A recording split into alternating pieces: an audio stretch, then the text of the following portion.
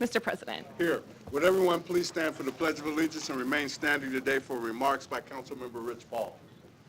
I pledge allegiance to the flag of the United States of America and to the republic for which it stands, one nation, under God, indivisible, with liberty and justice for all. Good afternoon. Today I'm going to take a quote from Winston Churchill. Reasoning means being sure of the basic facts and acting upon them. Now today, we're going to have a lot of facts about plastics, to some degree, about garbage or waste, typically about TIF, but I'm going to show you sometimes what we have to think about facts. And I'm going to use this as an example. Box of cereal. I don't know when is the last time you had partake of this cereal, but if you would eat it, there is a flavor. Your mind tells you there is a flavor there. And that's where it's wrong. Everything in this box tastes the same. Your brain tells you this red one tastes like strawberries or another berry. Your brain tells you that. But the components of each one of these little pieces of cereal, it's the same. Your brain is telling you it tastes this flavor. So it goes to show you when you look at facts, you have to be very careful. Now, after making that statement, I wonder if I told you a true fact. Something to think about. Thank you.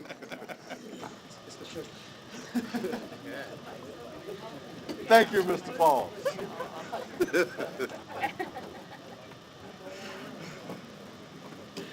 An affidavit of publication is on file for the pre-council and city council meeting, and a current copy of the Open Meeting Act is posted in a white binder on the east wall of the legislative chambers. Good afternoon, ladies and gentlemen, and welcome to this meeting of the Omaha City Council. The council thanks you all for being here this afternoon. As a courtesy to those in attendance, we would ask you to turn off or mute any electronic devices. Before we begin the major part of our agenda today, I want to turn the floor over to Mr. Festerson. He's got an announcement. Thanks, Mr. President. I just wanted to take a second to recognize the Nebraska Civics Leadership Program here from UNO. We have students from across the metro today representing high schools, some of which are central, south, northwest, and north, who I had a chance to speak to before our meeting today. They're here to look at local government and learn about our process, so we thank them for that interest. And I told them that today would probably be an interesting day to watch. So give a little wave there, and you'll be on TV tonight. There you go. All right, thanks for being here. Thank you for being here. Madam Clerk. Item 6, the mayor's veto for the amended ordinance 41807 pertaining to creating a new article in Omaha Municipal Code, Chapter 18, to prohibit the use and distribution of single-use plastic carryout bags at certain retail business establishments. We had the vote. Mr. Festerson. We need a motion. We need what? Motion in a second. Oh, motion in a second first. Second. Mr. Festerson. Thanks, Mr. President. I do want to thank everyone who's participated in this discussion, both proponents and opponents. I think we did take the time to deliberate it. We've amended this final ordinance in a way that addresses equity, in a way that addresses some of the timeline concerns that were originally proposed, and we attempted to find an approach that would work for everyone. There's no doubt this would reduce litter throughout our community, and with the right educational efforts around the right alternatives to single-use plastic bags, it would undoubtedly have a positive impact on the environment as well. So I do encourage my colleagues to support the veto override here today.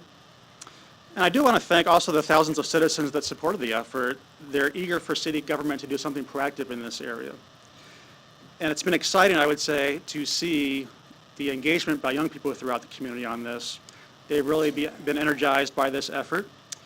I think whether you voted for this or against this, you would acknowledge it was probably our best public hearing of the year last week when we talked about this, or 2 weeks ago, because of the sincerity of the comments, the passion behind it, and the involvement that was so evident here at our meeting. I think young people know that this directly impacts their future, and they know the vote we're taking here today is important to them. And whether we're successful or not, I think we have been successful at changing the conversation in our community about litter and waste stream And that public conversation is going to continue regardless. A few examples, if you bear with me here for a minute, of that I observed just in the last week include maybe 2 or 3 things here. Last Saturday, a letter to the editor I thought I'd just read real briefly here from someone I don't know. I don't know what district they live in, but the title was "Reusable Bags are the Way to Go." And it says, "After all this talk about plastic bags, I decided to get my head out of the sand and use the 3 reusable bags I have. I always recycle the plastic bags, but this is better. I make one trip into the house with the reusable bags and get a good feeling not using the plastic. Try it. You'll never go back to plastic." A very simple behavior change that has occurred just as a result of us having this conversation. Another one I would say that is quite notable is that Wellner's grocery store over the weekend started their own voluntary ban on single-use plastic bags. So this article in the paper describes how they've done it. Starting Saturday, customers can choose to use either paper bags or reusable fabric bags, and the fabric bags will be available for purchase for $1 each, very reasonable. Customers who use the store's reusable bags will receive a 5% discount on their grocery shopping. Another very innovative way to address this issue that is starting to occur. And the last example I think I'd mention is Maxi Walker. They weren't even involved in this ordinance and would not have been covered by this ordinance. But by the fact we're talking about plastics in the community, they've started shifting away from those plastic bags you see on your laundered shirt and laundered clothes every week. They offer reusable bags now instead, which is a much more responsible thing to do. And I think partially as a result of this conversation, that's something they're doing at stores across the metro. So this is coming and is important. And I think if we don't do it today, we'll wish 5 years from now why we didn't do this 5 years ago. So that's my pitch here today. I think there's some other council members that want to speak and may have some other ideas I'm interested in too to continue this conversation, but I do hope we override the veto today. Thank you. Thank you. Mr. Pauls. Thank you, Mr. President. This past few days has been very interesting. I've heard from a number of former students, and of course, having worked with them, they know my style, they know what I taught them, and I had an awful lot to do with, or did not necessarily teach them, but sort of push the issue of saving this world. And I think some of the things that we're talking about we're in that direction. But I still believe, as I told them, that the tipping point, and I was surprised how many of these young adults have read the book Tipping Point. And they even threw quotes back at me and even said I could be the tipping point. And I said, well, I'm not quite at that place yet. But it was really interesting to see the younger people really making an effort. And that's truly what it's all about. I spent 30-some years dealing with children from, to be honest with you, from kindergarten to teaching graduate level college classes. So I get it.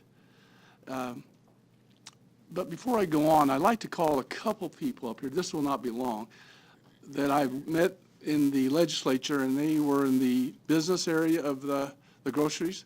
Could I have you come forth? And I'm just going to ask a couple questions. I'll let you introduce yourselves. This is payback. Payback, come on, we always got along. Yes, we did, truly. My name is Kathy Sipkin. I am the Executive Director of the Nebraska Grocery Industry Association. And I'm Dick Stauffer. I'm Government Relations Person for Hy-Vee. Okay. I'm not going to ask you to necessarily commit today, but if you read any of the articles, I say we need the business world to be working, not necessarily with the adults, but with the young people, probably the school-aged children and young adults at the schools. Are you committed to doing that, or is that just talk from your organizations? We are committed. We're every day working on sustainability issues, we want to lessen the impact on the environment, and we're doing a lot in that way. But we want a complete, fair, across-the-board playing field for everybody.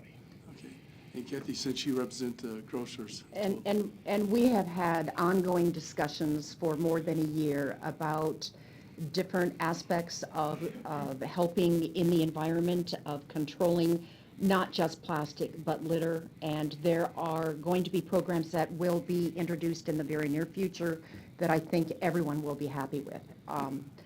Our industry responds to its customer base, and our customers are telling us they want us to do something. And that's really what kickstarts programs, when we get that kind of feedback. And so you will see changes in not only Omaha, but throughout the state of Nebraska. Okay. Now, I know Kroger's is not here today, but the representative is a great person because she went to the same undergraduate school I did in Kansas. So I asked her. She said that Baker's is thinking about doing something. Do you know anything about that here locally? They have applied for and are in the process of setting Omaha up as a pilot program in trying to reduce bags and get to a point where they are not handing out plastic bags in their stores.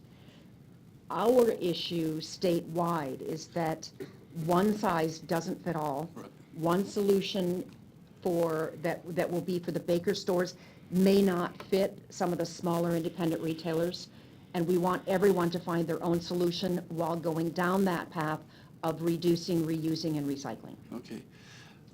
So my next step after I read in the paper today, about this person who apparently is for bags, there's a Students for Sustainability. There's a group that meets weekly at all the area high schools. I don't know if there's anybody in the audience today from that group. Could I just have one of you come up? Because I want you to stay here. Just one of you, just come up for a second or so. And I have you speak your name. My name is Cora Johnson. Cora, which school do you go to? I'm a recent graduate from Omaha Marian High School. Okay. And this group meets on a regular basis? It does, yes. We meet twice monthly during the school year, and we meet weekly during the summer. I'm an administrator and treasurer. Our current president is actually out of the country right now doing service. Okay. So this is the challenge I'm going to put. There are two groups, the business world and a group of young adults Hello. who they have a goal in mind. Somehow we've got to get you guys together. That's what I mean by the tipping point. Instead of it being mandated by us, it comes from the what I call from the belly, from the ground up. And you have a number of your members behind you. Absolutely, yes. We have Okay. quite a few here. Okay. Well, what I'm going to suggest, I know you do have business cards. Yes, absolutely. Hand them out like they're candy. Because this has to go on. And this is a challenge that I'm going to do because you're going to put a little bit of pressure on me. I think what you need to do for a year or so, until after the election, next November, a year from this November, come back under the direction of the person who does have the vision and say, we have come up with an idea, if possible, or some ideas, at least to let us know that you're doing something. And what I'm going to tell you to do, because I'm going to issue myself a challenge, it to be so good that I have to vote yes, and if I don't, or any of us don't vote for it, including the mayor or any of the council, we're up for re-election the following spring. There are 80-some thousand students in this city. If you guys would use your power, I don't want anybody to be a one-issue candidate or one issue only. There are lots of issues, but this is an issue and apparently is important to you. Force us, but you got to provide us with something. I believe the ban is what we've provided you with. Right. But how do we get there?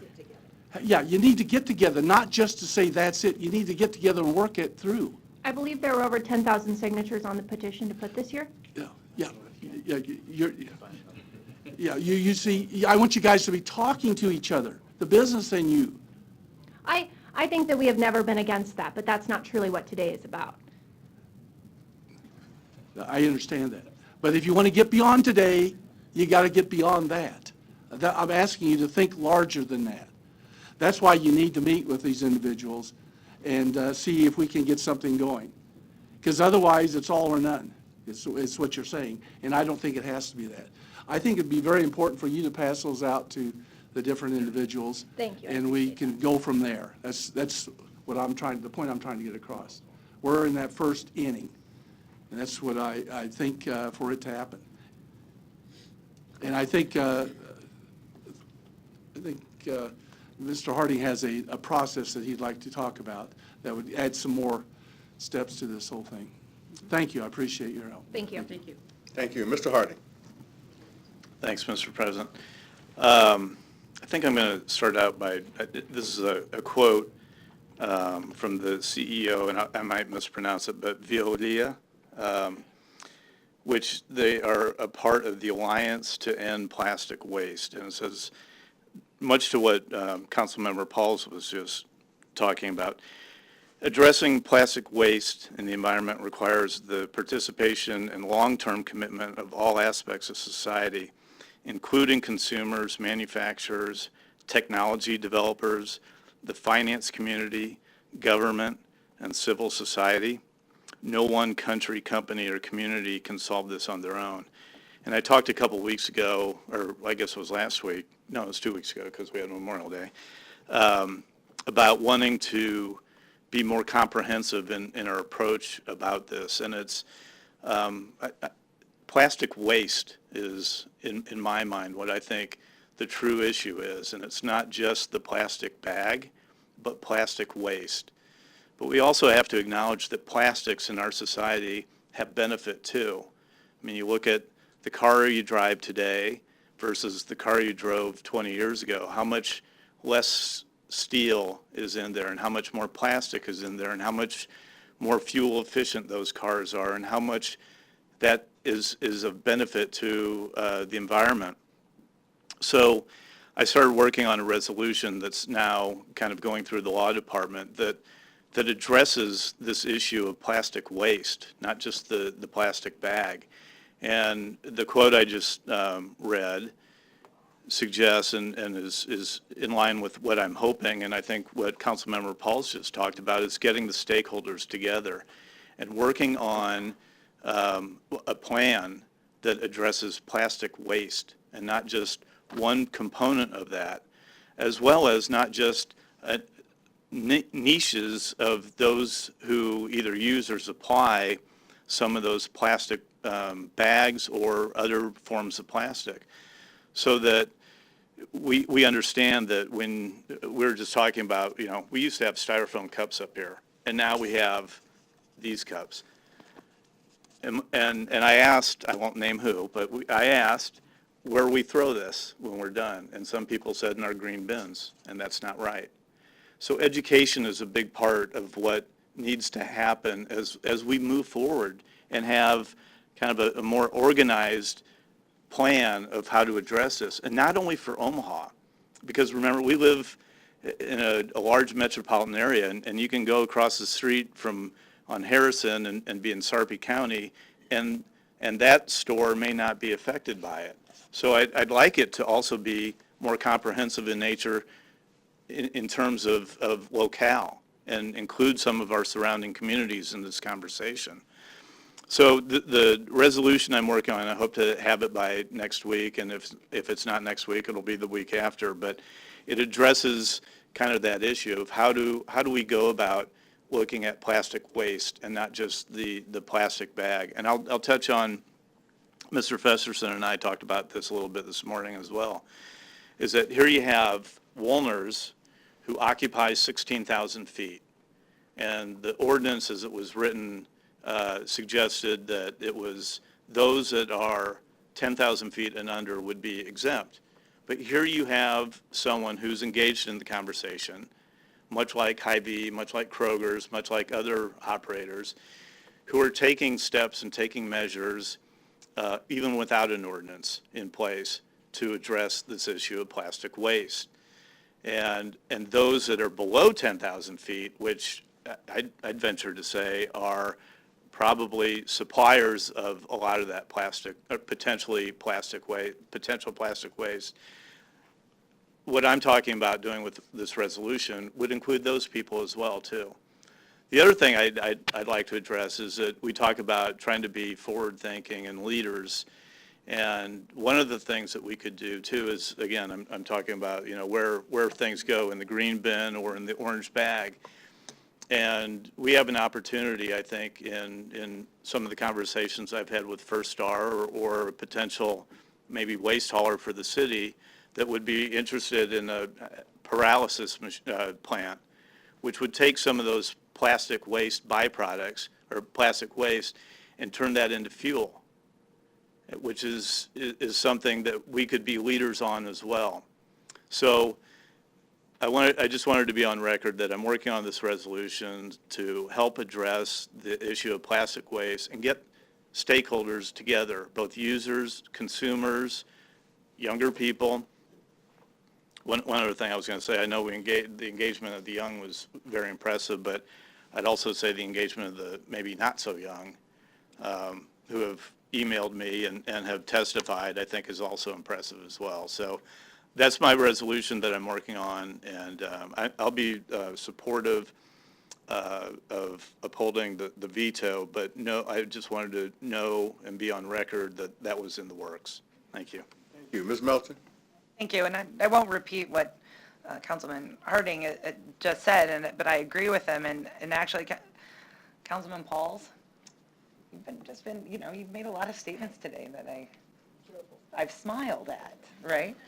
But I really want to encourage all of the young people in the sustainability group to take the business community up on that. I mean, if you're meeting once a week during the summer, the best way to make an impact, and it looks like you're already making an impact with the businesses that are voluntarily getting rid of their plastics that, like Councilman Festerson said, weren't even included in this ordinance. So when we're talking about the dry cleaners and everybody else, and so maybe, and I know you're just the grocers, right, Hy-Vee and the grocery, but I bet that you know some others that you could introduce them to that they could help impact and contact to try and work with to reduce plastics and do it voluntarily, and then figure out how you can do that. So maybe you could discuss some of the roadblocks with them, and then the students could discuss maybe how we could get past some of those roadblocks. I think it would be a great exchange, and it would be more than just plastic bags.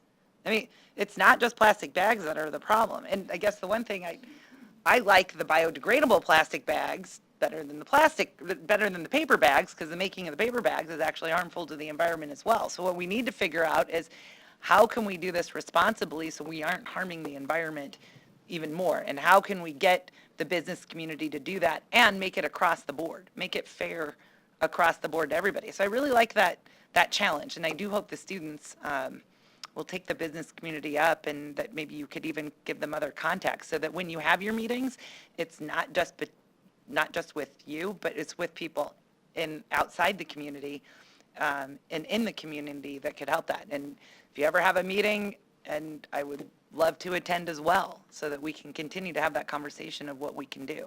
So that's why I think that was a great idea, and I do hope that you talk before you all leave today.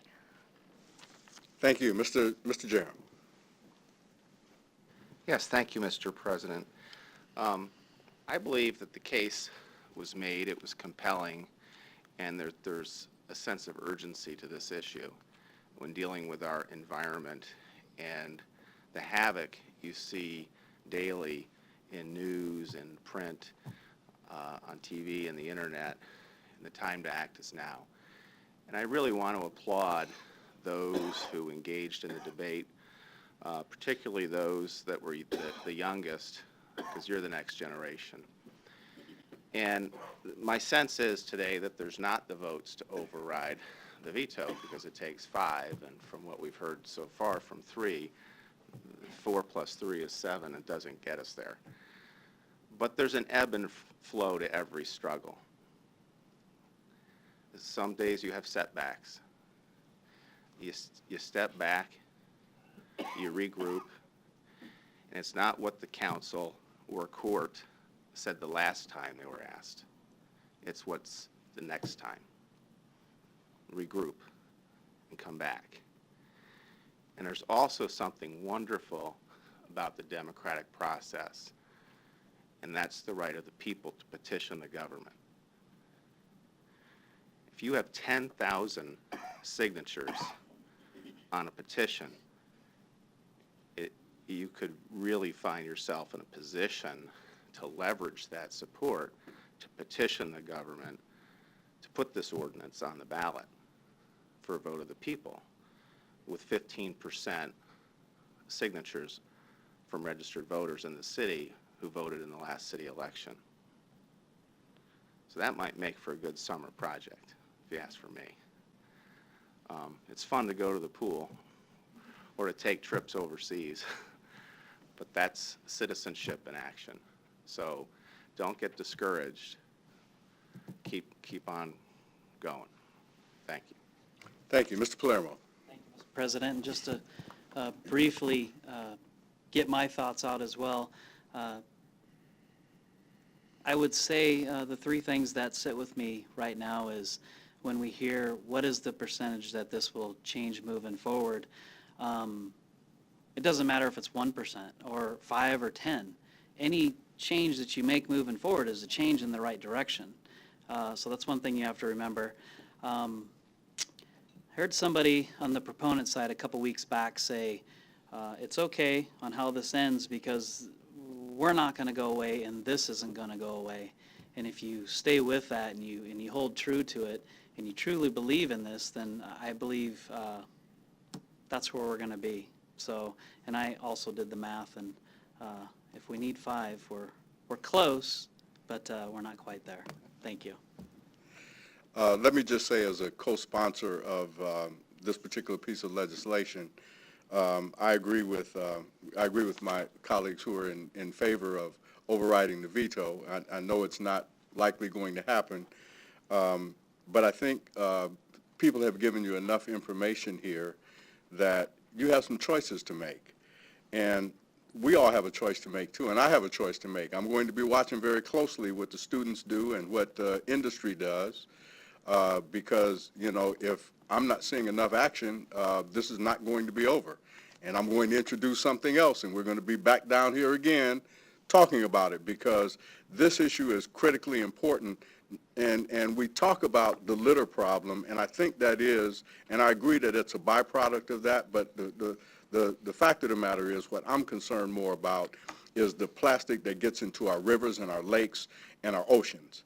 And I saw a piece on National Geographic just last week where there was a whale that they took. Now, keep in mind, we're talking about an ocean where a whale shouldn't have to, when it's killed and opened up, and you find nearly 500 pounds of plastic in a whale, you have to imagine that has to be getting into other fish and wildlife in our streams, rivers, and lakes.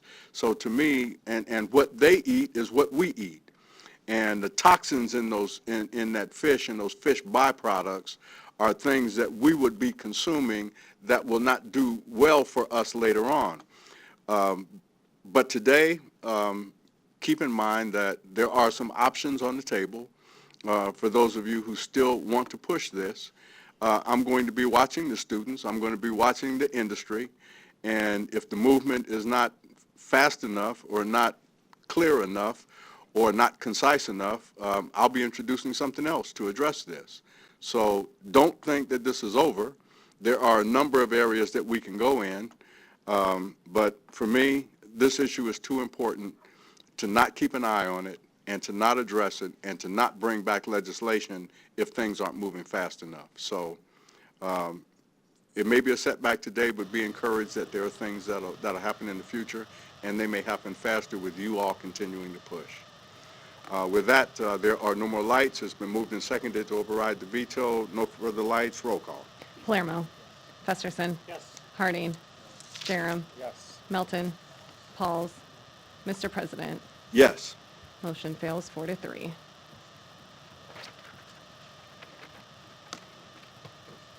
Item 7, an ordinance awarding a contract to FCC Environmental for OPW 53407 for the Omaha Solid Waste Collections Contract for the years 2021 to 2030 with an estimated annual cost of $22,691,046. A is communications in opposition. B is a request from Mayor Stothert to postpone this item to today's meeting. C is communication from Mayor Stothert dated May 29th, 2019. D is communication from the Finance Director dated May 29th, 2019. And before we begin asking, or we've already had the public hearing, and before we begin any questioning or any other methods that the council wants to use. The mayor wanted to come up first, and so Mayor Stothard, you have the floor. Good afternoon, Councilman, Councilwoman. Jean Stothert, 1819 Farnham. Since the public hearing on this contract in April, I have listened to your concerns and suggestions and opinions of our citizens.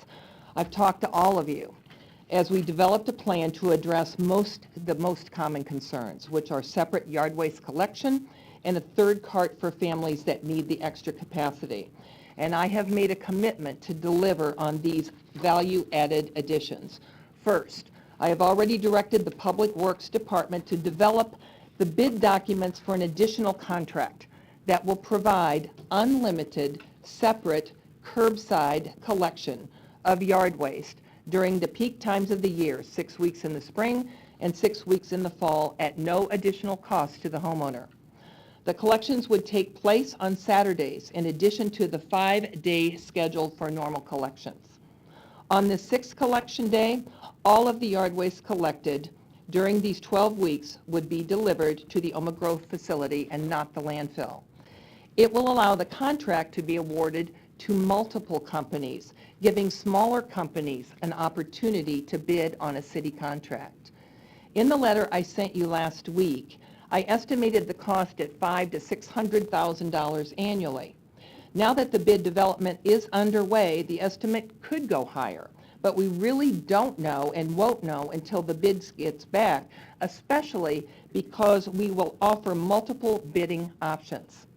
My proposal does have significant benefits for our citizens.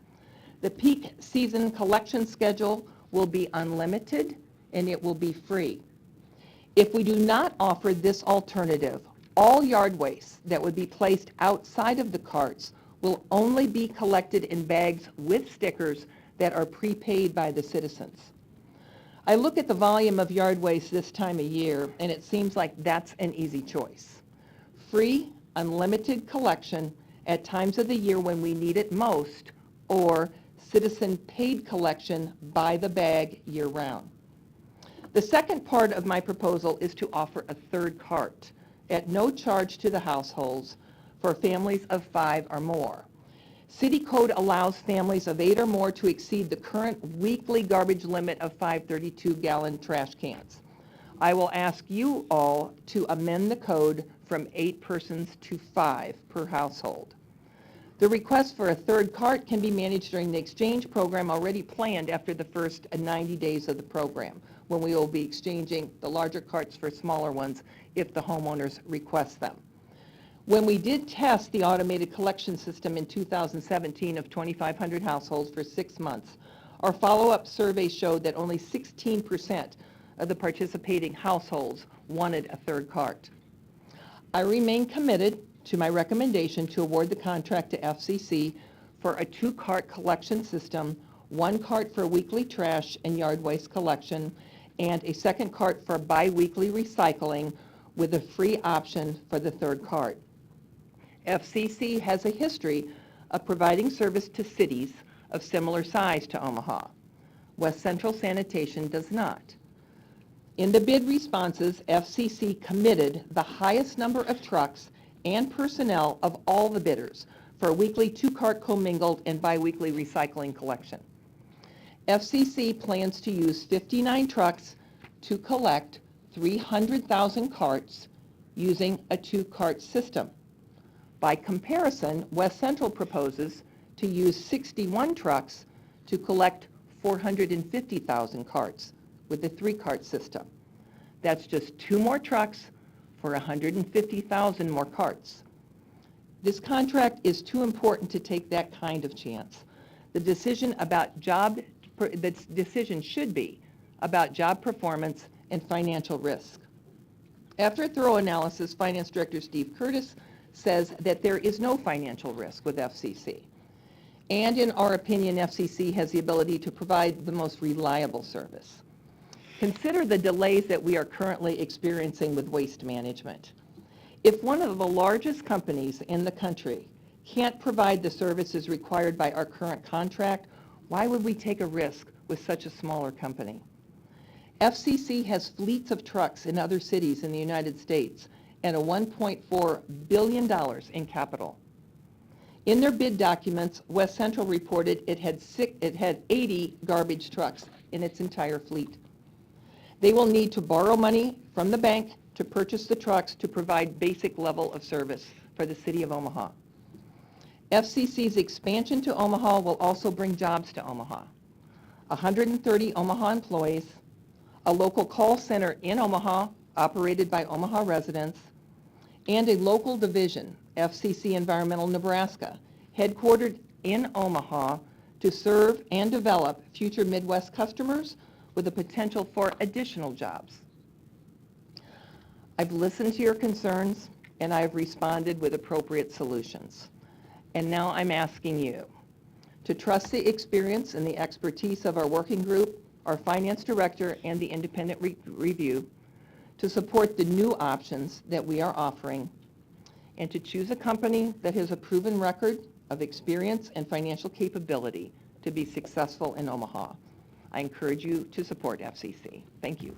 Thank you, Mayor. You bet.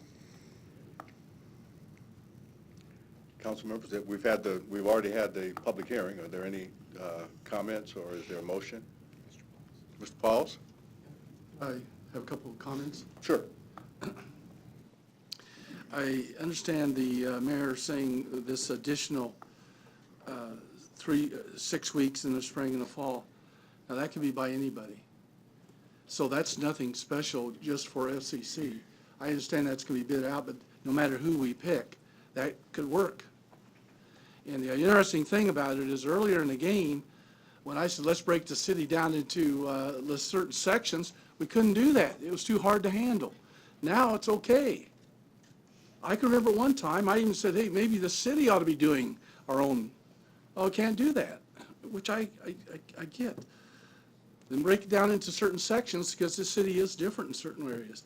It's too hard to handle. Now, it's not. So sometimes, that's why when I talked about the cereal, facts are facts. We ought to really dig into it. And I don't think we could do it today even with the facts because we don't have all of them. And here's one reason why you see me being a little hesitant, and I have nothing in the ballgame. But several weeks ago, when I listened to the company from Minnesota, I listened to them, and I'm telling you, you picked up certain vibes. There's something about that that really intrigued me. So I thought to myself, man, this sounds pretty good. In fact, I use such sophisticated language. If you don't have the money, what happens when you go belly up? They responded back to me. So I listened a little bit, and then came a weekend. I called them. They didn't know I was going to do this. I spent my Easter weekend up there checking them out because there was something there that attracted me. And I didn't know. I didn't want to operate from the gut. But my gut told me there's something unique about this particular company.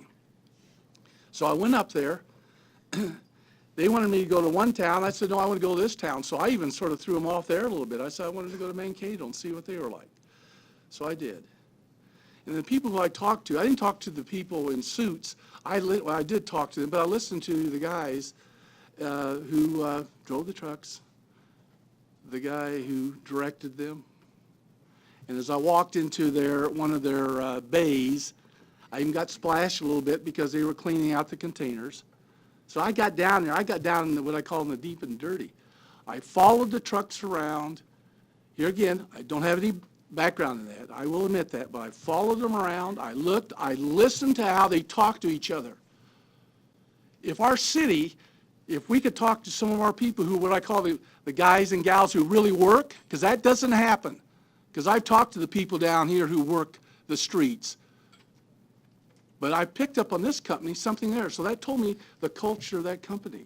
So that really get a little bit more. So I'm staying at a hotel up there. I go down, and some of you heard this. I had a meal there, and there's a group of ladies there, and I was talking to them. And I asked them a question about, well, what's about trash or the garbage and all that kind of stuff? And they looked at me like, well, what do you mean? That wasn't even an issue to them. They didn't say it was the greatest thing in the world. They didn't say it was, well, this just happens. Sort of like it has been the last 3 or 4 days in Omaha. Oh, yeah, I guess on my street, I see all this garbage sitting there still today. In my own house, the garbage is still sitting there. A major, large company. So don't sell me that the large company can do it all. I know they have more capacity, but see, I'm listening to all these people, and I talked to several people as I went around that town. It was the same thing. They didn't yell and say, this is the greatest, I'm going to use the garbage, greatest trash company, a waste company up here. It was just part of life. So that tells you something. It's not an issue.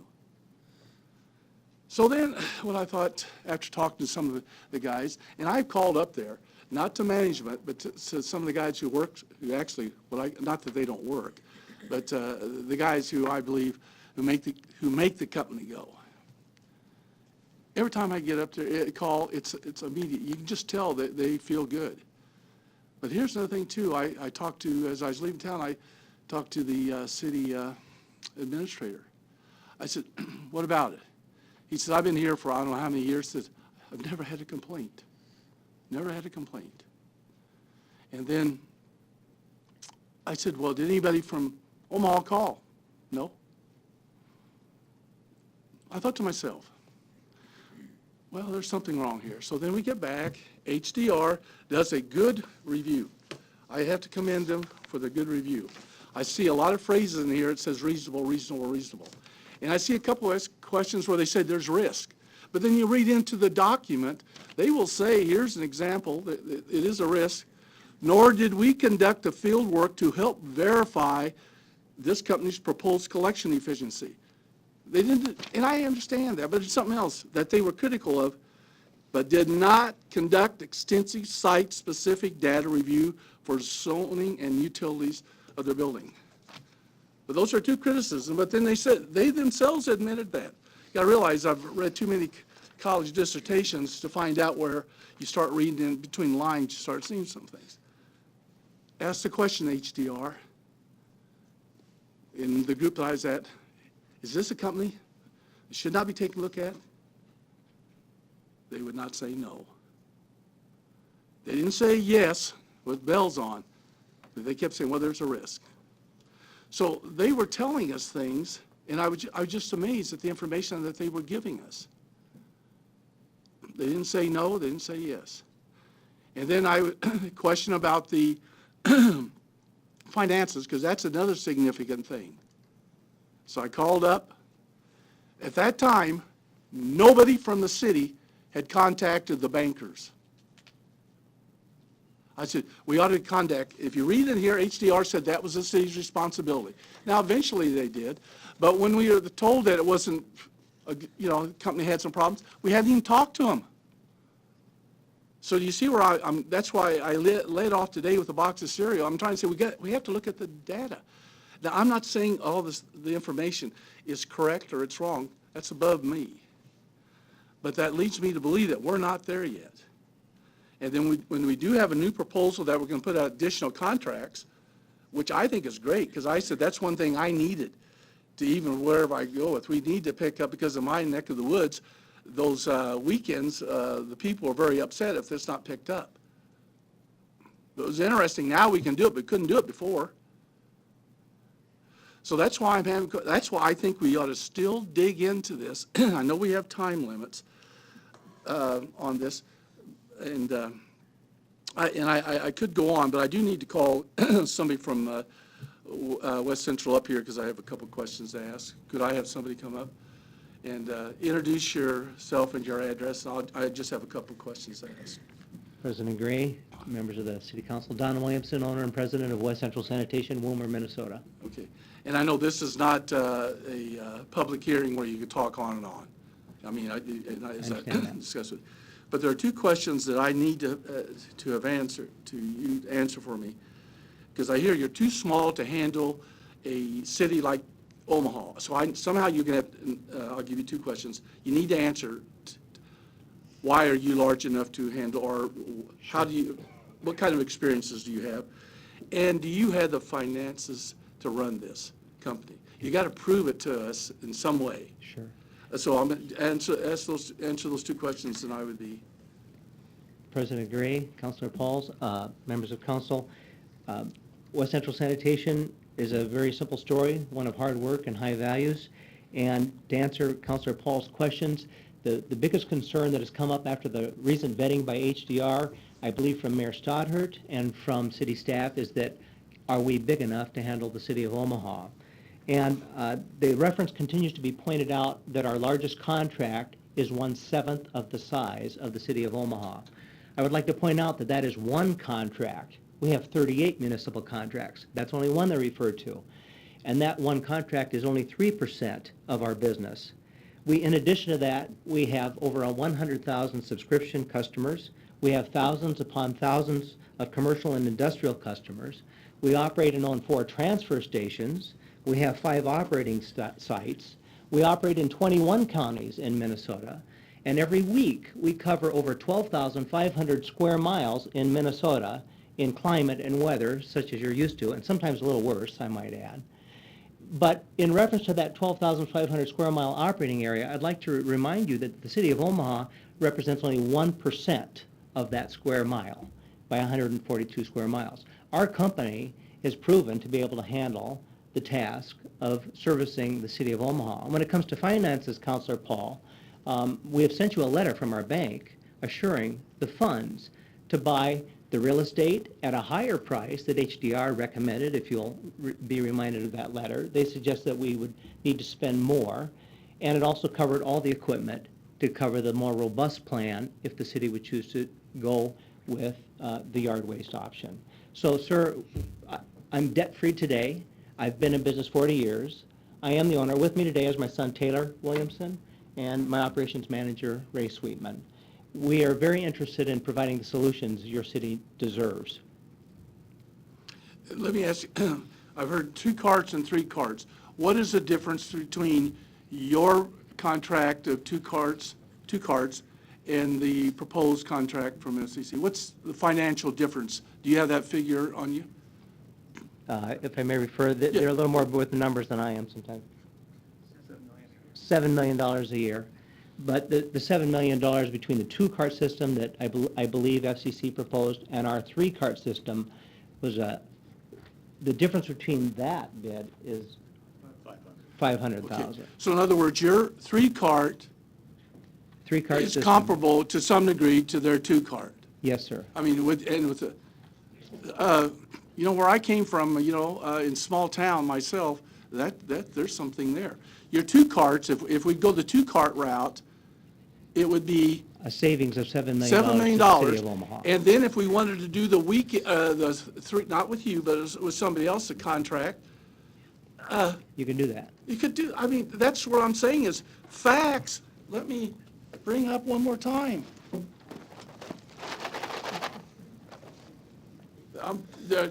Get the facts, and I'm assuming, right now I'm assuming the facts, because you did send a letter saying the bank Yes, support you. Councilor, we did send it, and I hope the members of the council received that letter. Okay. Anything else you need to, let me ask you one thing. Here's another thing I heard. You're going to get this contract and then you're going to sell. No, I've been doing this.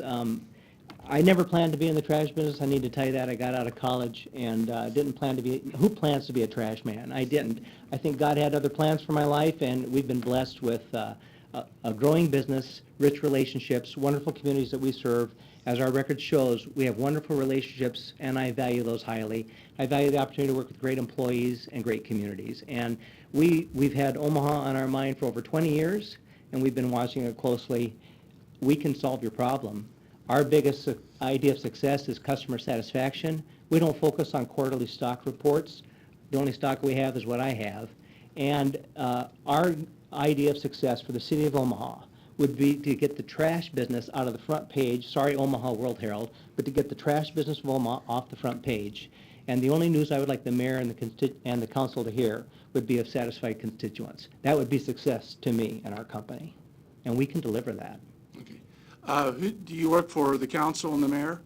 Well, we have to please the council and the mayor and observe our contract, but we work for every household in the city, because we know that if the household, the person that owns that house, calls the public works, it's going to get to a council member. Our goal is to stop it on the street. Our goal is to make sure that that household, that resident is satisfied every week. And we do it well. Any final thing you need? I think your son is involved in your company also. Son is involved. He's been with us about 3 years now, and Ray's been with me over 6 years. Okay. And we have other people on our management team, but we don't all leave at the same time. Let me ask you now, before Ray worked for you, who did he work for? Ray, he started out in a small town in a garbage hauler, a family-owned garbage hauler. He got it in his blood somehow. And he went on for accounting and other things, but he ended up back, when he wanted to go back in the trash business, he went to work for Waste Management, and he was promoted to an area operations improvement manager for 3 or 4 states. So he has a lot of experience in handling cities the size of Omaha. Right, so it's not like we're running some country outfit that nobody knows Right. anything about. Correct. Okay. I think I've, but again, 7 million is the difference between the two, okay. And I'll just ask you another question since I'm using this as would you bid on the weekend, or would that be too much to do? I'm just curious. Councilor Pauls and Council, we have not seen the parameters of that bid. We did make a request if there are any parameters to what that bid would look like, specific, so we could start to get numbers around that. And we have not seen anything more than I believe has been released to the media. So, yes, we would look at any opportunity, but we don't know the specifics of it yet. Yeah, well, that's, to me, makes good business sense. What I find ironic is mine is delivered picked up on Monday, other people on different days, and then we're going to cover the whole city on a weekend, on a Saturday. It just, man, to me, that's mind-boggling how one company could do that. You'd have to bring in a lot of trucks. Yes, That's you why it would. has to be farmed out to numerous, It would be a hard town to cover in one day. yeah, okay. One last, any other statements you need to make? No, I'm here for any questions Okay. that you would have, though. Thank you, Councilor. Thank you. Mr. Festerson. Thanks, Mr. President. You're fine for now? Thank Yeah.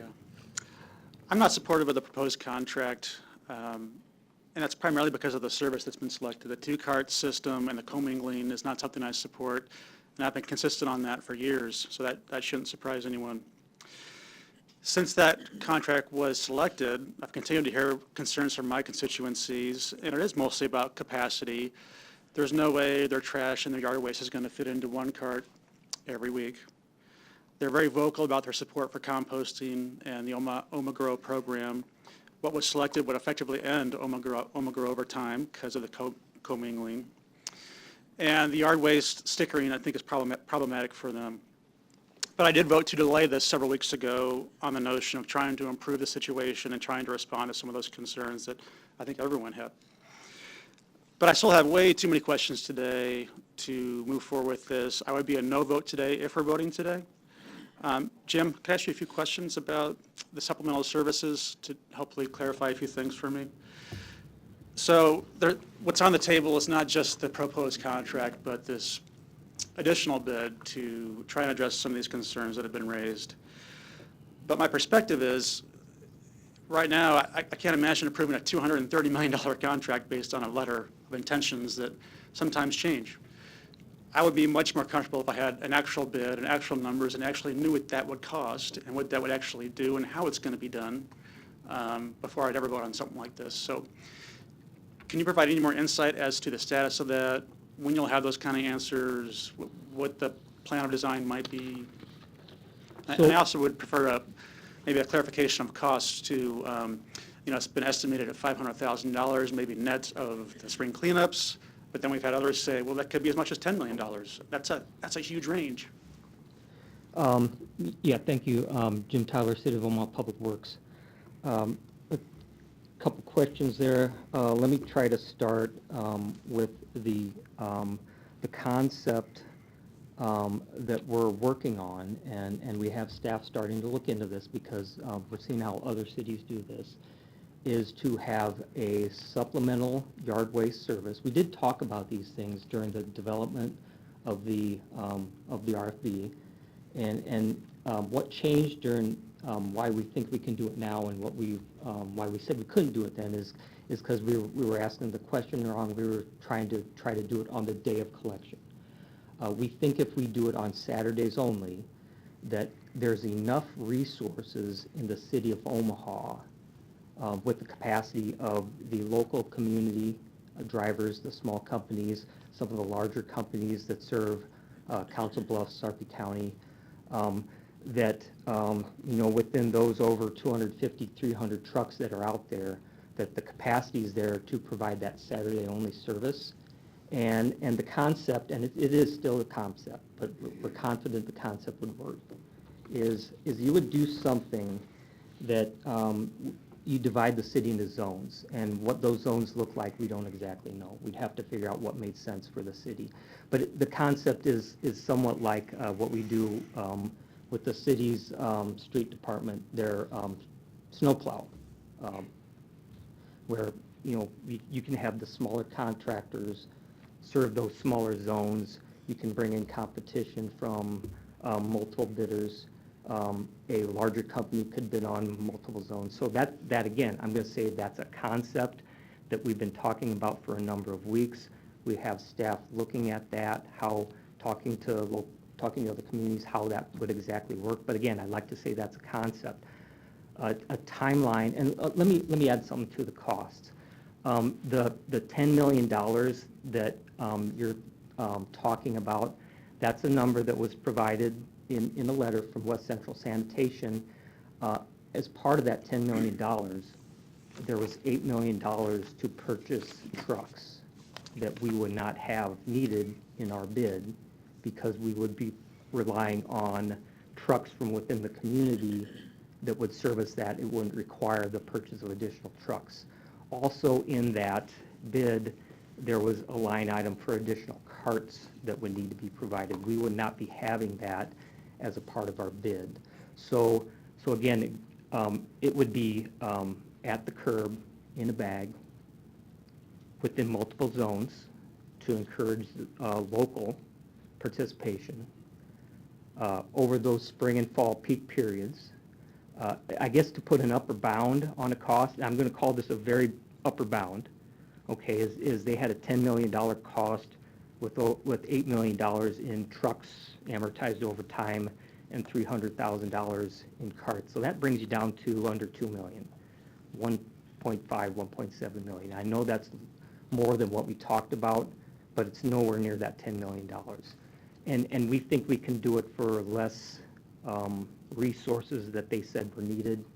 I think they talked about 200 or so vehicles to service the city. We think it can be done with less just by talking to those that may provide it. So we believe that cost, while we may not get it to where the what was quoted by the mayor in the paper, and that just came from very preliminary information she was provided by me, is we can get it down well below what was provided in that letter by West Central. And again, I'm going to use that upper bound that I just gave you to something more in line with what we've talked about. Okay. But the fact is, you won't know until you actually design it, until you actually bid it, right? That's And correct. so what's that time frame? We put together a preliminary time frame, and this hasn't been shared because we're still working on this, but I'm going to give you where we think we're at right now. We think we're going to need through July to develop the bid, with a bid advertisement near the end of July, a bid opening probably in the August time frame, and into September would be when we would be putting it in front of the city council for consideration. I see. So for me, I appreciate the direction you're trying to go with it, but that's a problematic timeline for me, given these current bids, because there's no way I would support what's on the table unless we truly are successful with something like that, and I won't even know the cost until after these bids expire, and that's problematic for me. Secondly, the third cart situation, I wanted to ask about that too. So why the code changed from eight persons in a household to 5 persons? Why not something different like 4 or 3? Or how did you come to 5? It was a number that was picked. I didn't pick that number. It was a number that was picked. Just a logical decision on how much capacity is in a cart and how much we thought of could be supported by the normal family. And if you look at the statistics, you know, a lot can fit in the cart. I have a family of 4. I never fill my cart up. You know, so it was a logical decision that that was made based on how much we thought that extra capacity was needed for. If you look at where we think we are with the budget for that, you know, the max, and we talked to Metro Area Planning, the maximum number of residents that would be eligible for that is 11,000 households. If you look at the participation of what we had in the pilot study, which was about 16% of the eligible households requested an additional cart, that puts you somewhere in the, you know, $150,000 to $200,000 range for where we think we may end up with what we would have to do to support that extra cart. Okay.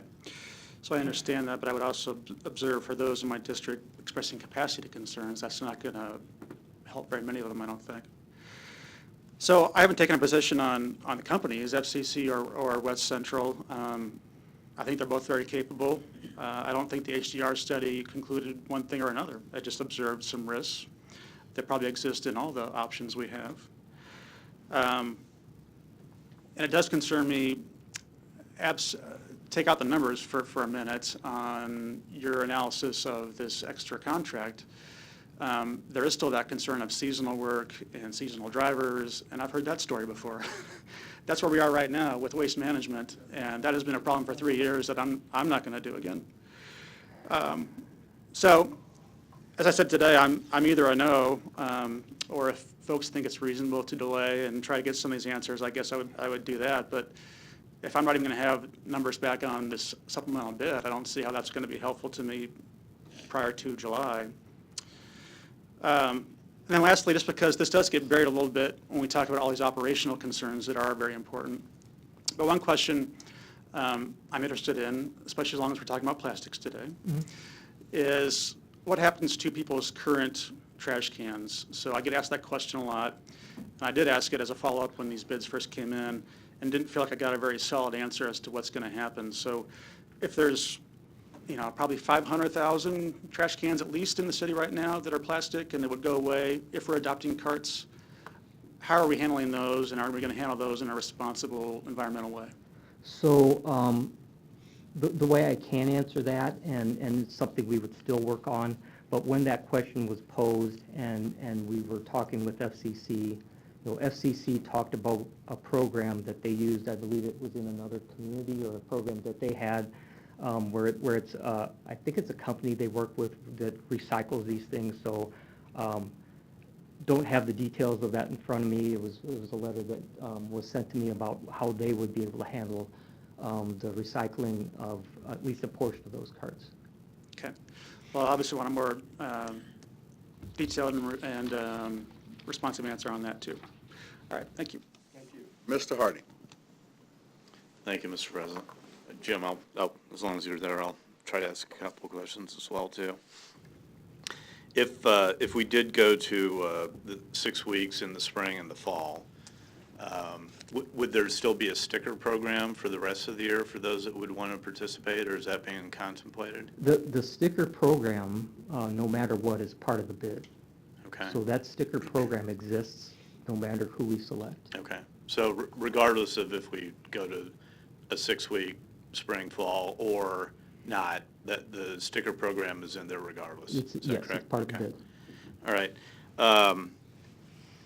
So I'll kind of wheel a little bit off of Mr. Festerson. The current bids that were responded to, the RFP, are good for 180 days, is that correct? The way, and Jim Q, if you have it in front of me, the way that's it's worded is they're good for a minimum of 180 days. And that's the wording in the spec. If you want to have, we have the exact contract language if you want. Okay, so it says a minimum of 180 days. That's the way it's worded. So there's an ability, so they can keep that open for 180 days, and on the at the expiration of the 180th day, they can pull. correct? That, If I that would be understand. that'd be up to the contractor, I believe. Right, that's what I'm saying. Yeah. The contractor could pull that then. So I guess part of my question would be then, it might be a question to ask of the current bidders if they were willing to extend that period of time for which the bids would still be acceptable in the event that the bids for the 6-week spring-fall program are not yet completed. We'll make that request. Okay. So, and I'll say too, I'm not, this isn't a decision upon FCC or West Central.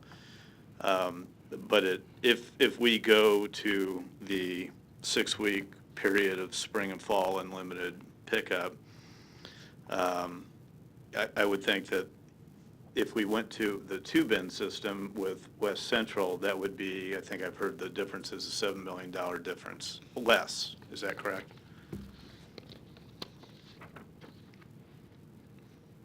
Yeah, that's correct. That's Okay. All right. So, and certainly, and I suppose we could, I'll just take a nod of the head if you don't mind, Don, but if we went to a 2-bin system and West Central was the contractor, that if we went that way, we could still do a 6-week spring-fall cleanup, whether or not they're the collectors of that or not.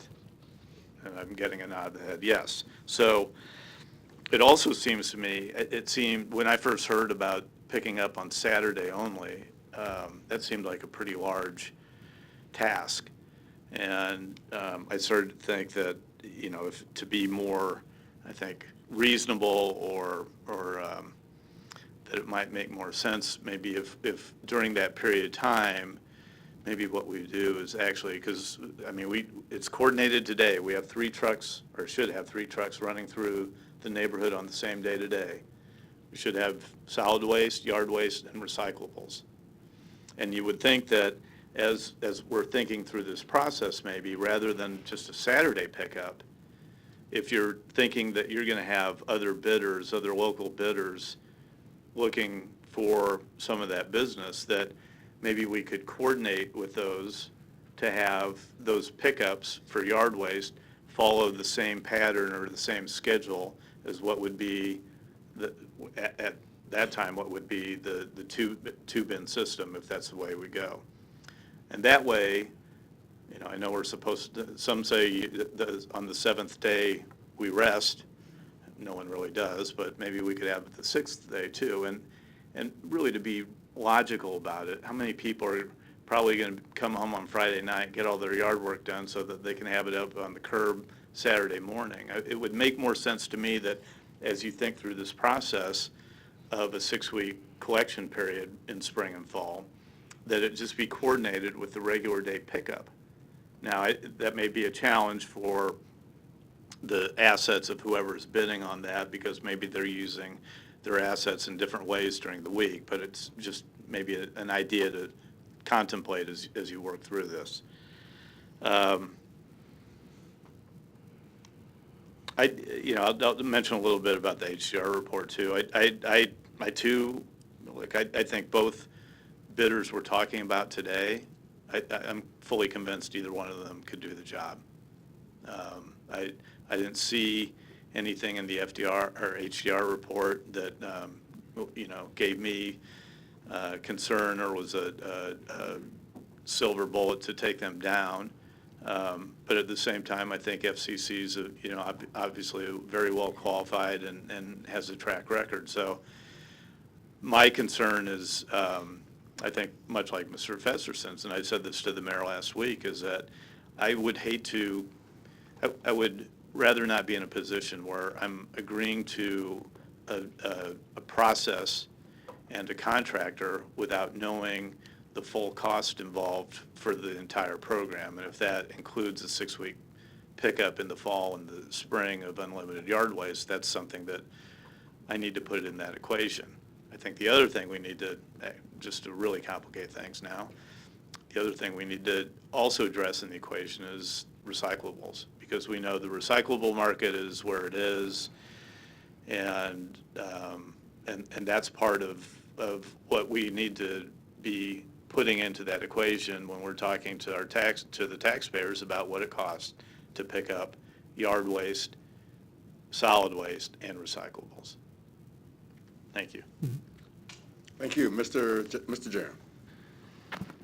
Yes, the people of District 3 have told me for a couple of years now, since this whole conversation started with the community dialogues and the input sessions, that if the proposal did not include robust recycling program and separate yard waste collection for composting, they would not support it. And the numbers aren't even close in District 3, what people want and have expressed to me. So, and I've shared that, I think you'd acknowledge, Mr. Tyler, for over a year, probably 2 years on the Public Works Committee. That's just something, listening to my constituents and what they want and what they don't want. So no reflection upon the people from FCC who have a great company with good people. The proposal that the mayor selected for the option that we're voting on, just it's incompatible with what the needs and the desires and the expression of my constituents. It has been very clearly. So, as I said previously, I can't be voting for that. The I would say 11th hour Saturday composting yard waste collection thing to me is more of a reflection, a sad reflection of how yard waste and composting has been treated by the city in the last few years. It hasn't been a priority. It hasn't been a priority to the contractor. It hasn't been a priority to the city in holding the contractor's feet to the fire to deliver what the contract that they signed says they're supposed to deliver. And I look at the number of questions that have been raised on what is now being talked about in this concept, and it just raises more, reinforces more of the same, as it's a risk for failure. To me, it seems like a house of cards as to whether this can come together. We're in a crisis of shortage for DOT certified, or they call them CDL drivers. They can't find enough as it is. The few that we have that are these smaller contractors are so busy working. You talk to the construction industry, and they have a hard time getting drivers to pick up their waste as it is. And yet, that's going to be the solution. We'll have zones with small companies that'll be able somehow now, despite the facts, to use today's cereal metaphor, it just seems to me to be a house of cards. Too speculative for me. The interesting thing that's happened over the course of the last couple weeks is the number of constituents that have contacted me whose position is the same in terms of what they want delivered for services, but the number of questions they're asking about the Minnesota company. And I don't know that we have the answers. I mean, I'm in a profession and litigation where a lot of our cases we rely upon expert witnesses to help juries understand complex issues. But the jury instruction tells the jurors how to be jurors when you're listening to expert witnesses.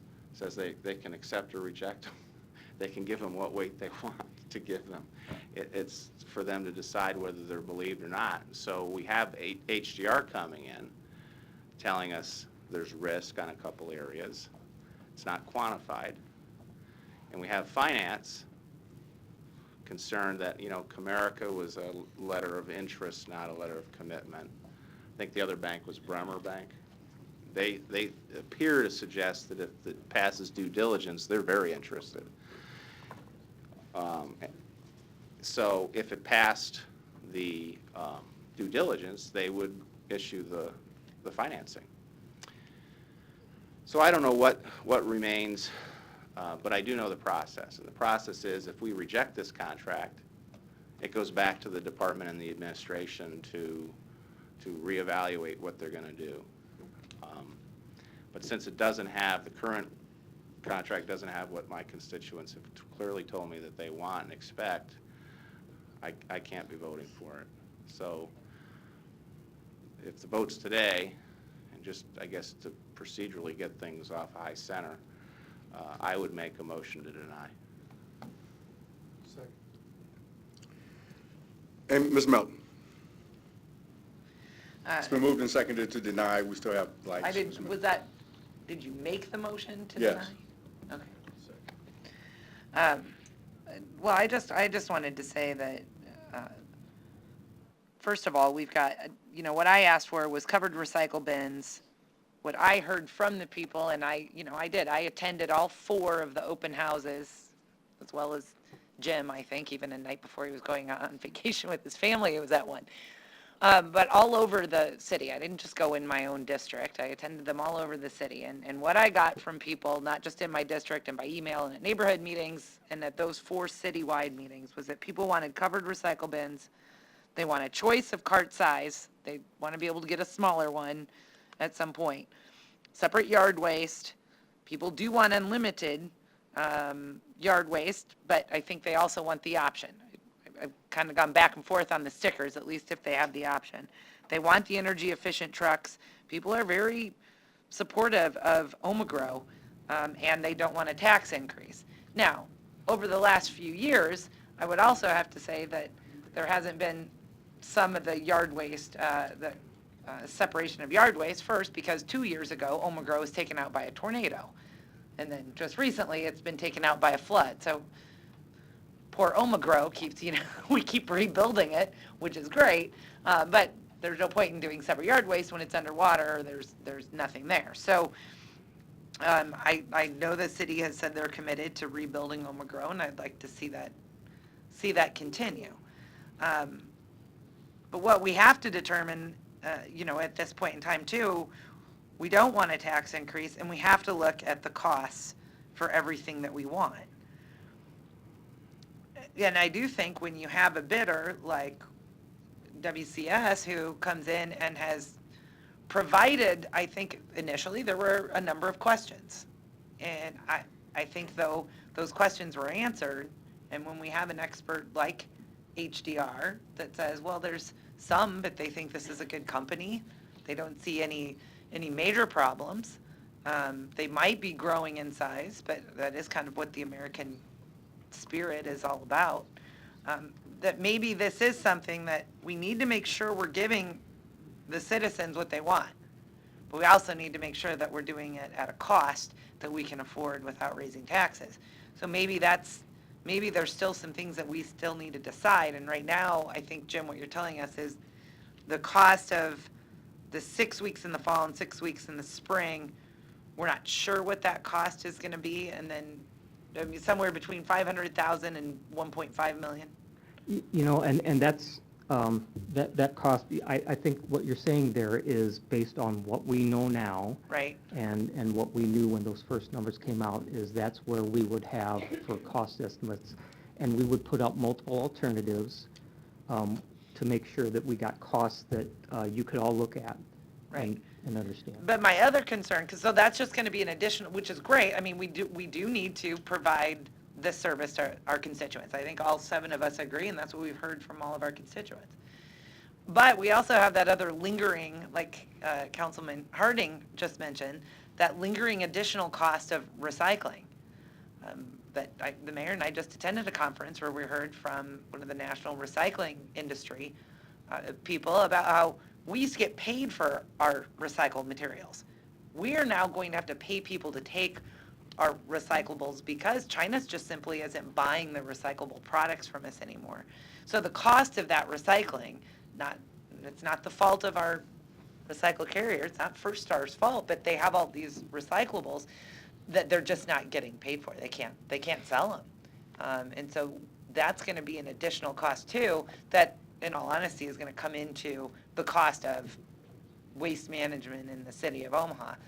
So when we're talking about adding 1.5 million, and then we may have to add another 2 million to keep the recycle program going and have somewhere where we can take our recyclables, those are all costs that are going to be in addition. So it just may be that we may want to look at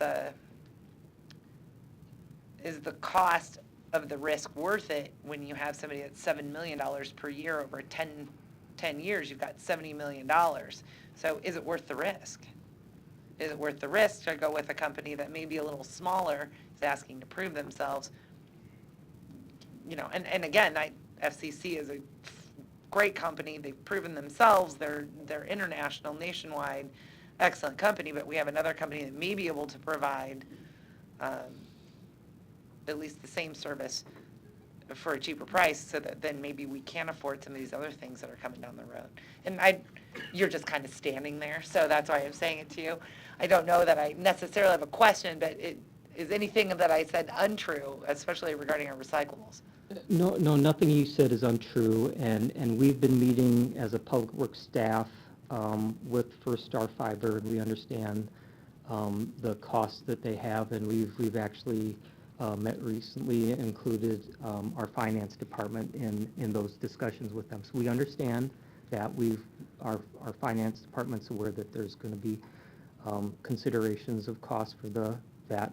We don't know what those costs are, so I've tried to not make that part of this. This is a garbage contract to get things off the curb, and I'm trying to make sure I'm focused on that for what's in front of me. There would, if I can make a comment, is that? Absolutely. The one thing that I think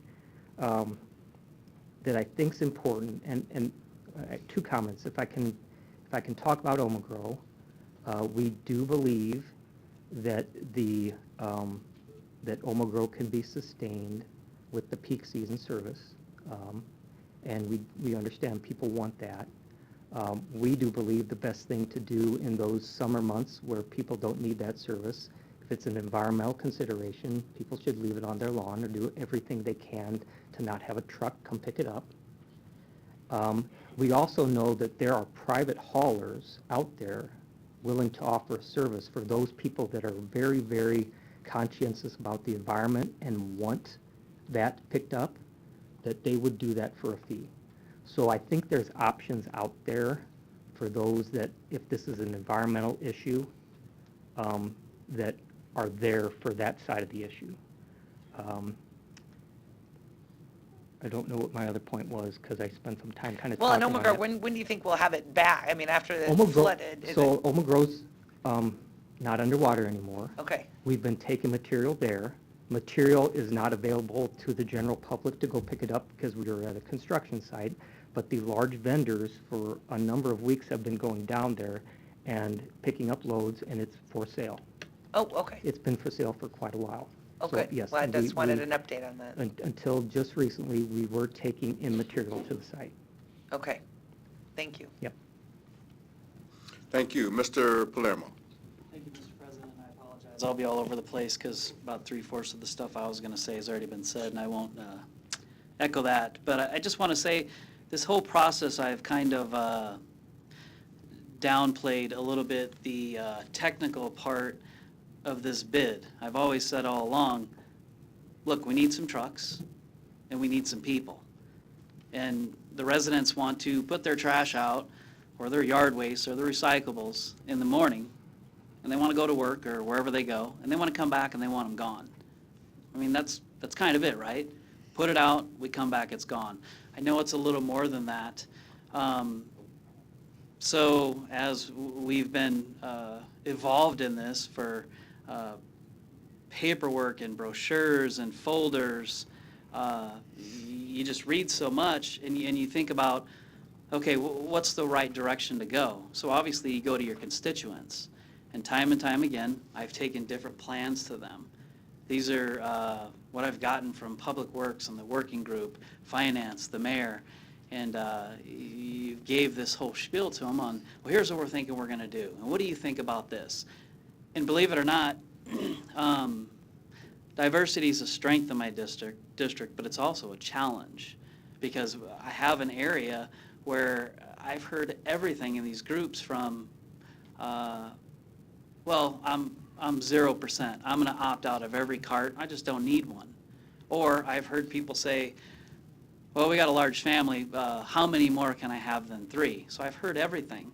But the majority of them have said, I want to put out my trash and I want it gone when I'm home.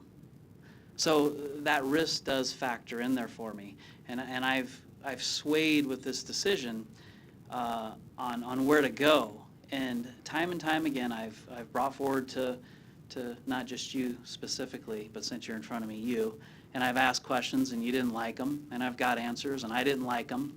But at the end of the day, that's what I wanted. I wanted to hear, how can we make this possible? How can you pick up my trash? I mean, it's that simple, right? So as time has went on, we heard different options, and I really bought into this 6-week peak period option because, I mean, I can sit here and say, hey, I have a pretty large yard that gets mowed a couple weeks or a couple times a week by my teenager, of course, and we have mature trees. Now, I haven't set out a yard waste bag.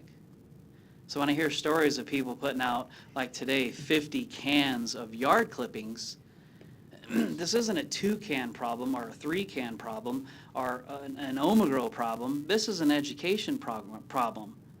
If you're really into what you're doing, you should never have that many cans or carts or bags out there. You just shouldn't.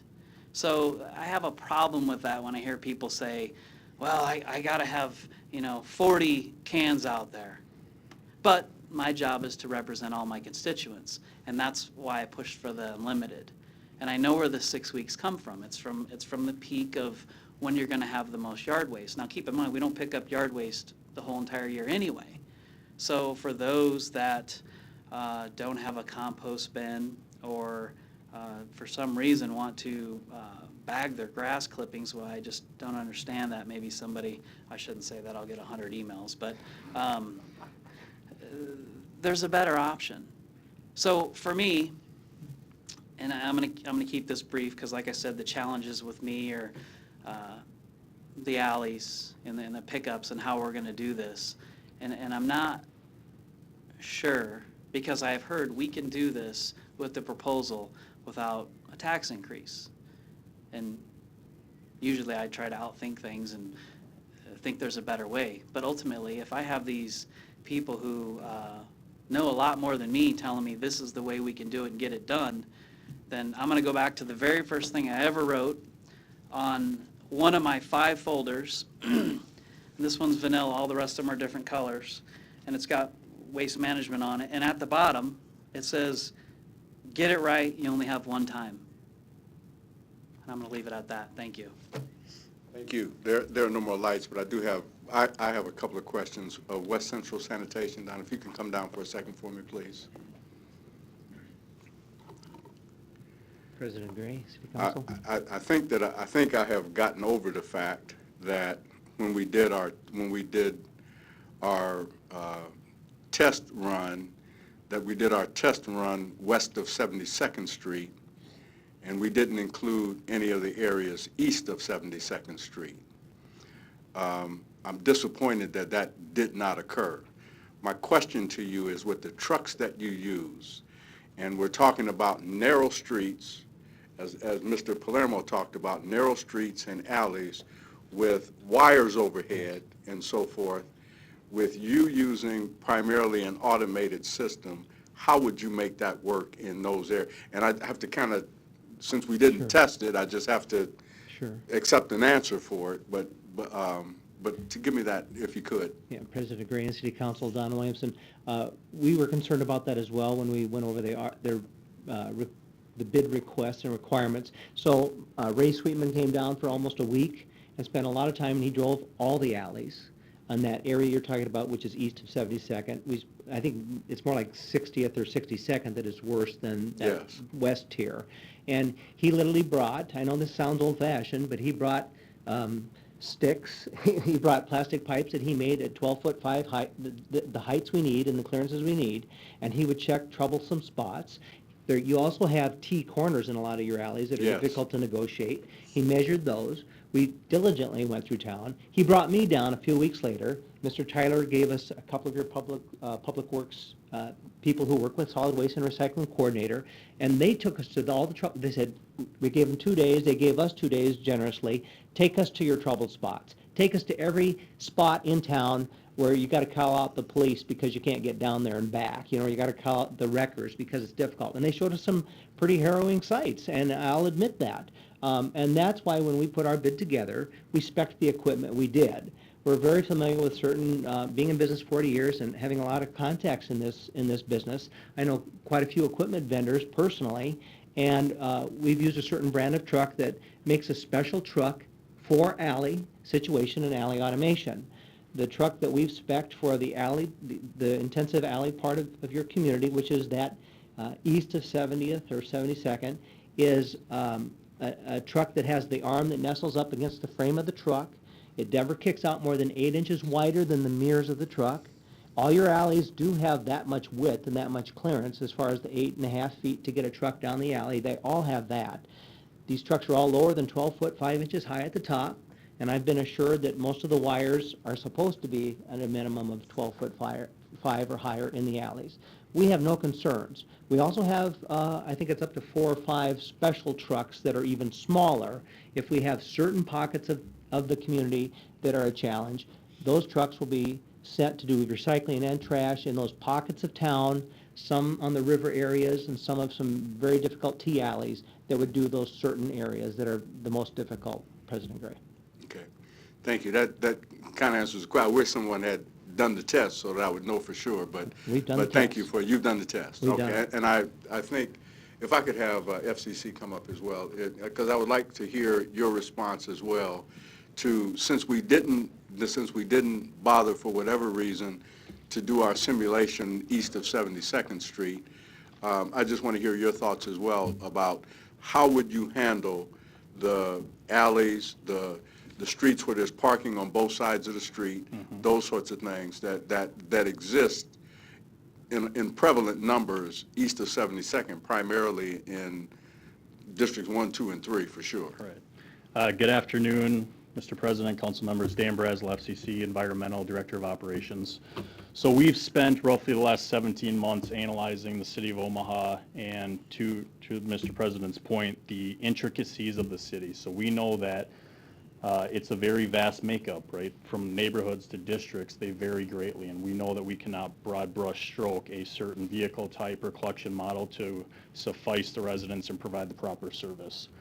So we have hundreds of pictures that we've taken, but really the emphasis for us is looking at the alleyways. There's an associated risk with putting a automated vehicle through there in our perspective. So from our history, from our experience, we prefer automated trucks for alleyways for multiple reasons. One, there's no automated arm either from the side or the front of the truck, which can impede wires, overhead wires. The second piece is when servicing an alleyway in a rear load and you have a helper on the back, you can singly pass that alleyway and collect containers on both sides of the alleyway. The challenge for us that we see if we use an automated truck is we have to do one pass, collect from one side, back in the intersection, and come back through. So from an efficiency standpoint, collecting the roads timely, getting the residents of Omaha serviced, we feel the rear load truck is the best option for us, and that's why we included it in our bid. I think the other piece to note, you mentioned on-street parking and street-side parking. So again, our philosophy as a company we love automation. That's why we've proposed it on the west side, but obviously the east side has many more obstacles and challenges for collection. So when you look at street-side parking, if you're using automation, there's no cars there, it's great. But as soon as a car is parked close to a container, that puts at risk either that car or the efficiency to be able to use the automated truck and grab the container.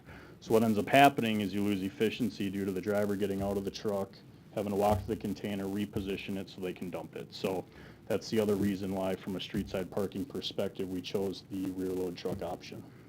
Thank you.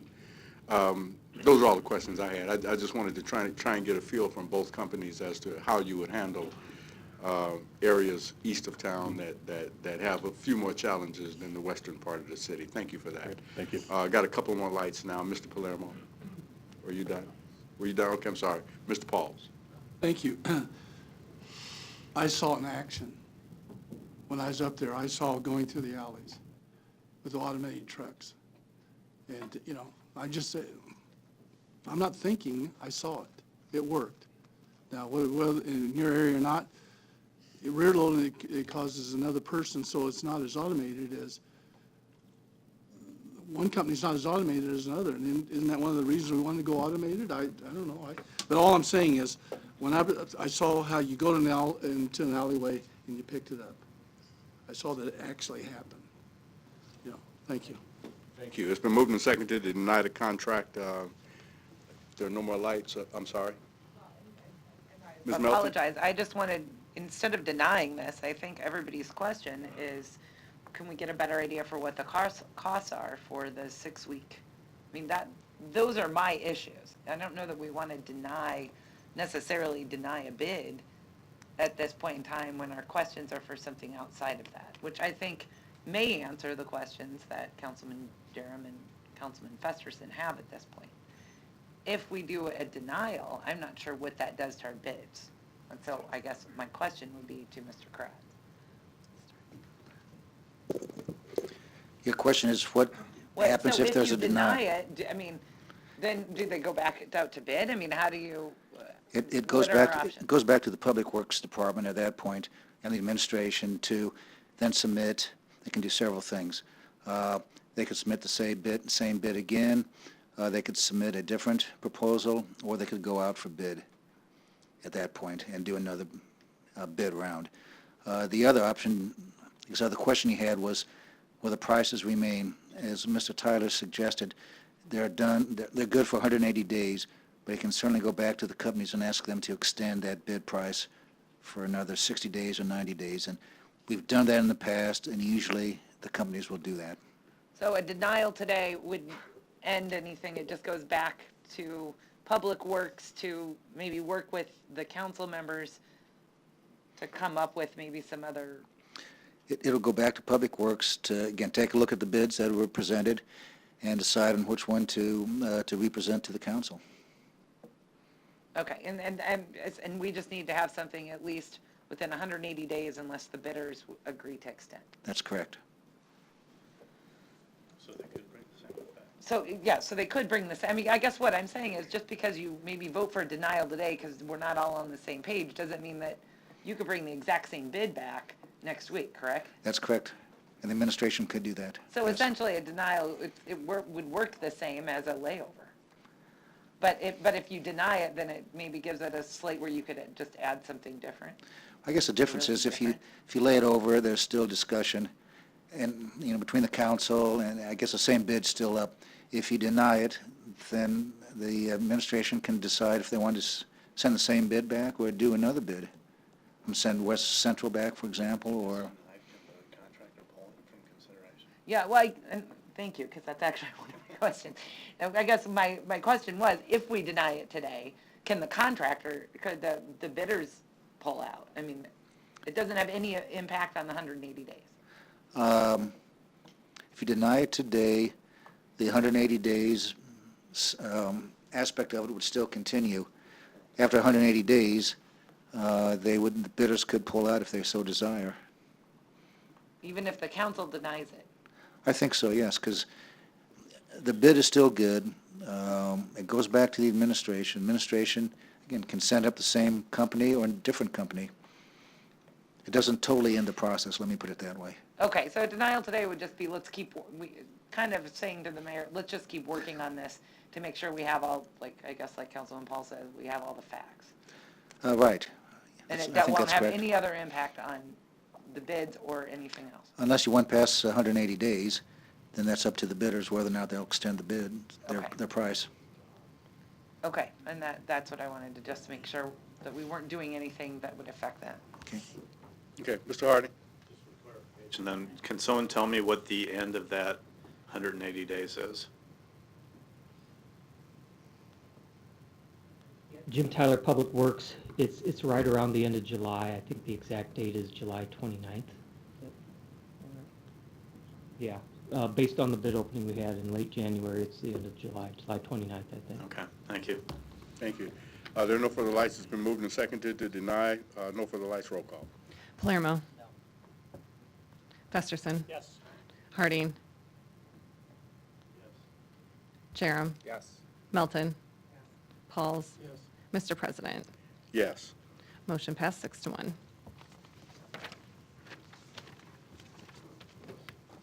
Items 8 and 9 can be considered together for West Farm Replat 5, located southwest of 144th and Dodge Street. Planning Board and Planning Department recommend approval. Item 8, a resolution to approve the preliminary plat for West Farm Replat 5. Item 9, a resolution to approve the final plat for West Farm Replat 5. Public hearing, let's see. Yeah, public hearing on agenda items 8 and 9 are today. Proponents, please. Joe Flaxbeard, Lamper Nearson, 14710 West Dodge Road. On behalf of the applicant, I'm just here to answer any questions. Thank you. Are there any other proponents who wish to be heard on items 8 and 9? Any other proponents? Seeing none, are there any opponents? Seeing none, public hearing is closed. Moved and seconded to approve items 8 and 9. There are no lights. Roll call. Palermo. Festerson. Yes. Harding. Jerem. Yes. Melton. Pauls. Mr. President. Yes. Motion passed 7-0. Item 10, an ordinance to rezone property located at 2308 South 6th Street from R435 District High Density to R4 Residential District High Density. Planning Board and Planning Department recommend approval. Public hearing on agenda item number 10 is today. Proponents, please. Seeing none, are there any opponents? Seeing none, public hearing is closed. Is there a motion? Moved and seconded to approve item 10. No lights. Roll call. Palermo. Festerson. Yes. Harding. Jerem. Yes. Melton. Pauls. Mr. President. Yes. Item 10 is approved 7-0. Item 11, a resolution to approve the 64 Ave Exarban Village Tax Increment Financing Redevelopment Project Plan located at 2210 South 64th Avenue in an amount up to $550,114. Public hearing on agenda item number 11 is today. Proponents, please. Yes, good afternoon. Don Seaton, Omaha City Planning. This project is 64 Ave Exarban Village Townhomes. It's located about 1 block north of Center Avenue, or Center Street on 64th Avenue. And this is what the site looks like today. This is a 7-unit townhome project, new construction. They're market rate townhomes built on a vacant lot. It's the only for-sale housing in, only for-sale housing in Exarban Village. Developer is Noddle Homes LLC. Jay Noddle is the manager. Project cost is $3.1 million. They're asking for $550,114 in TIF support. This project was part of a was part of a larger TIF project. The next item on your agenda amends that TIF project to reduce the boundaries. So the next item is related to this. This project complies with the master plan, and we ask for your approval. Thank you. Are there any other proponents who wish to be heard? Hello, Todd Swarzek, Noddle Companies, 2285 South 67th Street. I'm just here to answer any questions you might have. Thank you. Are there any other proponents who wish to be heard? Seeing none, are there any opponents who wish to be heard? Seeing none, public hearing is closed.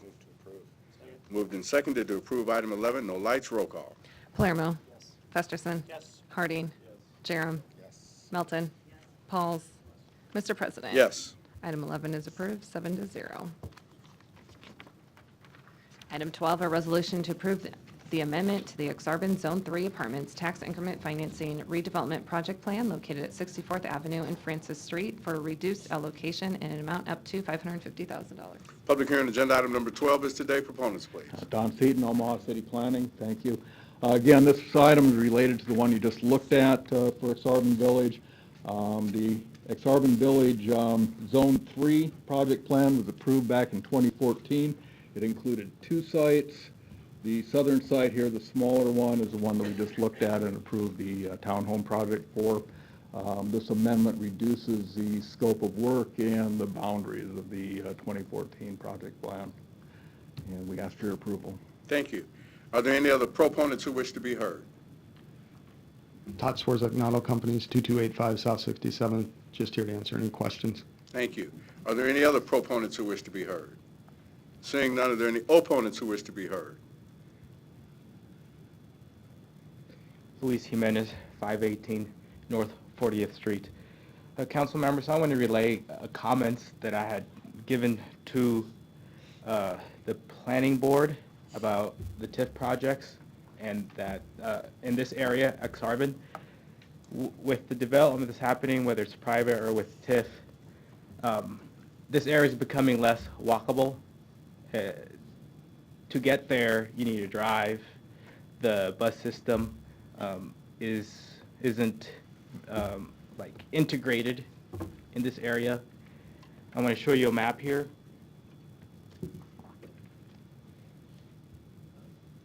Here's the development area over here. Here's the development area over here, and the bus transit for Exarban right here. That's where it is. So folks are waiting in this area by the grass here when they transfer. That's the transfer point to other places in the city. So I just want to highlight that as development progresses, it's becoming more of a car city area. Thank you. Thank you. Are there any other opponents who wish to be heard?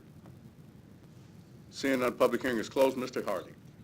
I just wanted to note that the bus runs through or along Center Street, which is about a half a block walk to this site. In addition to that, I know there's plenty of scooters over in the Exarban area now too. There's been the e-bikes have been over there for a number of years as well too. So I actually work in the area and walk to many of the restaurants and services in the area. So with all due respect, I would say that it's a very walkable and easily transportable area. Thank you. There are no further lights. Is there a motion? Motion to approve, and I would point out that there's 3 bus lines, the 11, the 15, and the 55, and they all touch different parts of the village. You're out of order. You're out of order, please. If you're out of order again, you'll be asked to leave. As I was saying, the transit station and its positioning, which was relocated from near Bergen Mercy Hospital to the area that was pointed to by the person who testified, was the choice of the Metro Area Transit, not the City Council. So it would seem to me that if there's an issue with that, that's the board that it should be addressed to. Is there a motion? I move to. Oh, you moved. It's been moved and second to approve. Item 12, there are no further lights. Roll call. Palermo. Yes. Festerson. Yes. Harding. Jerem. Yes. Melton. Pauls. Mr. President. Yes. Item 12 is approved, 7-0. Item 13, a resolution to approve a special use permit to allow auto sales in a GC district for property located at 3106 North 63rd Street, and we recently just got a request to withdraw the application. Motion to allow withdrawal. Second, roll call. Palermo. Yes. Festerson. Yes. Harding. Jerem. Yes. Melton. Pauls.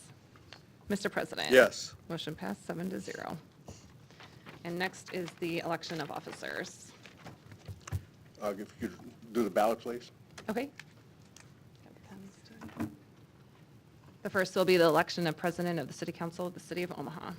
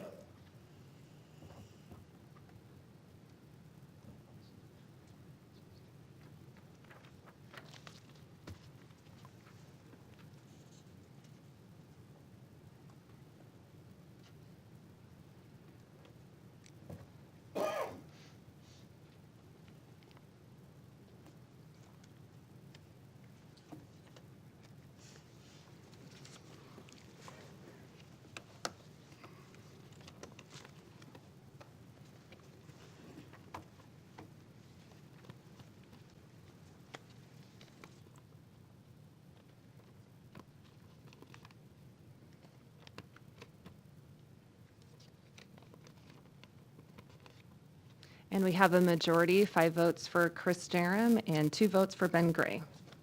Mr. Jerem. Now for Vice President, please.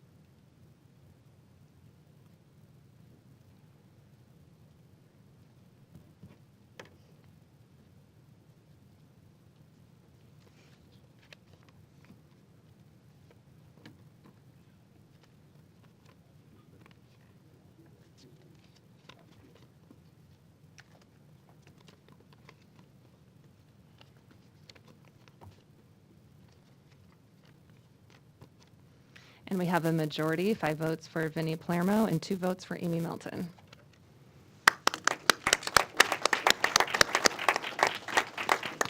Mr. President, the hot seat is yours. Oh, and Mr. Paul. I have to, a new president, I have to give the new president something. Oh, you got to give a new president.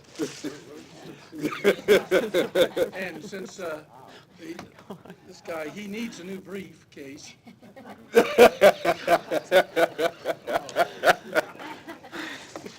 right.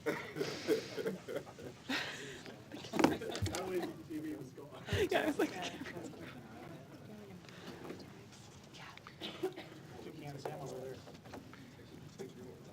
she'll move the name tag. We'll move them later. There you go. Yeah, there you go. It's right here. Oh, okay.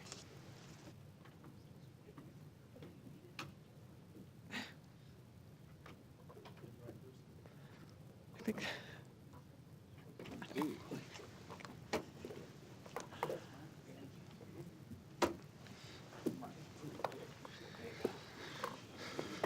Ready? Where's the, okay.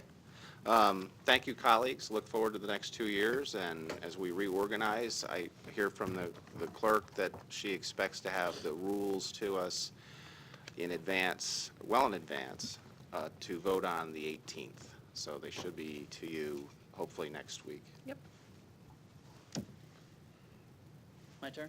I just wanted to congratulate you on your new position. I look forward to working with you and thank my colleagues for their support. I'm grateful for it. And obviously to City Council staff, Mr. Dowding, Madam Clerk, your office, all the work you guys put in definitely makes me look smarter than I am. So thank you.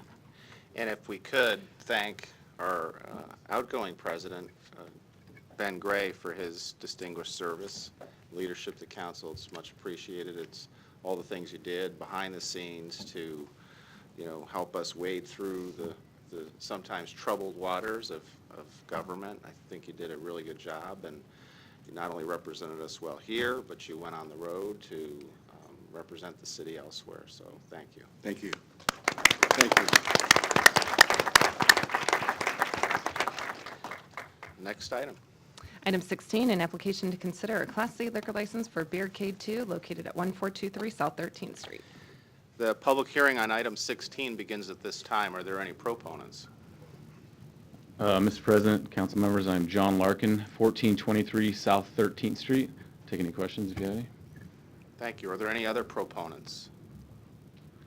Seeing none, are there any opponents? Public hearing is closed. Mr. Festerson. Thanks, Mr. President. I just wanted to give a stamp of approval here for John. Of course, the original Beercade's in Benson, so it's exciting to see them expand to a second location here, which is actually in Councilmember Jerem's district, and now that he's president, he can't make motions, so I'll make a motion for him to approve this. Second. Thank you. No further lights. Roll call. Palermo. Yes. Festerson. Yes. Gray. Yes. Harding. Melton. Pauls.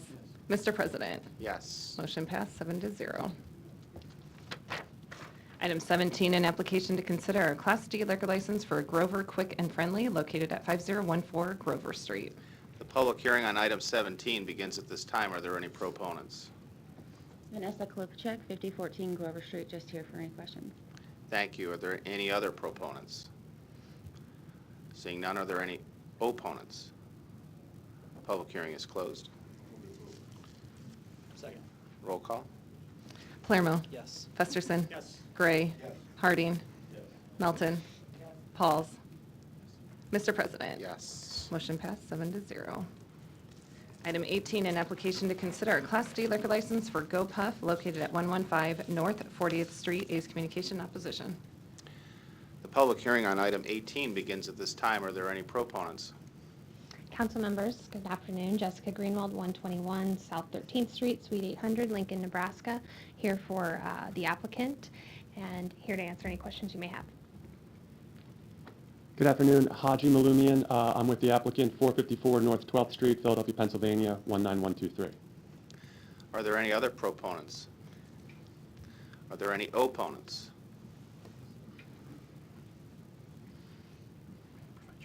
Absolutely, thank you. Good afternoon. Chris Wagner, Project Extra Mile, 11620 M Circle. I'm here, apologies for the testimony not being accurate, President Jerem. My apologies for that. But I did want to come and express our opposition to Go Brands Inc.'s application for a Class D liquor license at this location. And it's really based on the scientific research that shows that alcohol in other parts of the country is currently being delivered to underage youth, to intoxicated individuals, and to people that have substance abuse problems. And I really wanted to share with you that research, and so it's a part of your packet, and I really want to just kind of summarize that so that you hopefully can make an informed decision today, or if you decide to postpone, that would be excellent. But really, we understand the desire in the convenience economy now, in the age of Amazon, the importance of convenience in today's economy. And it wasn't hard or unanticipated that alcohol would be, sought after in terms of including in these types of delivery services.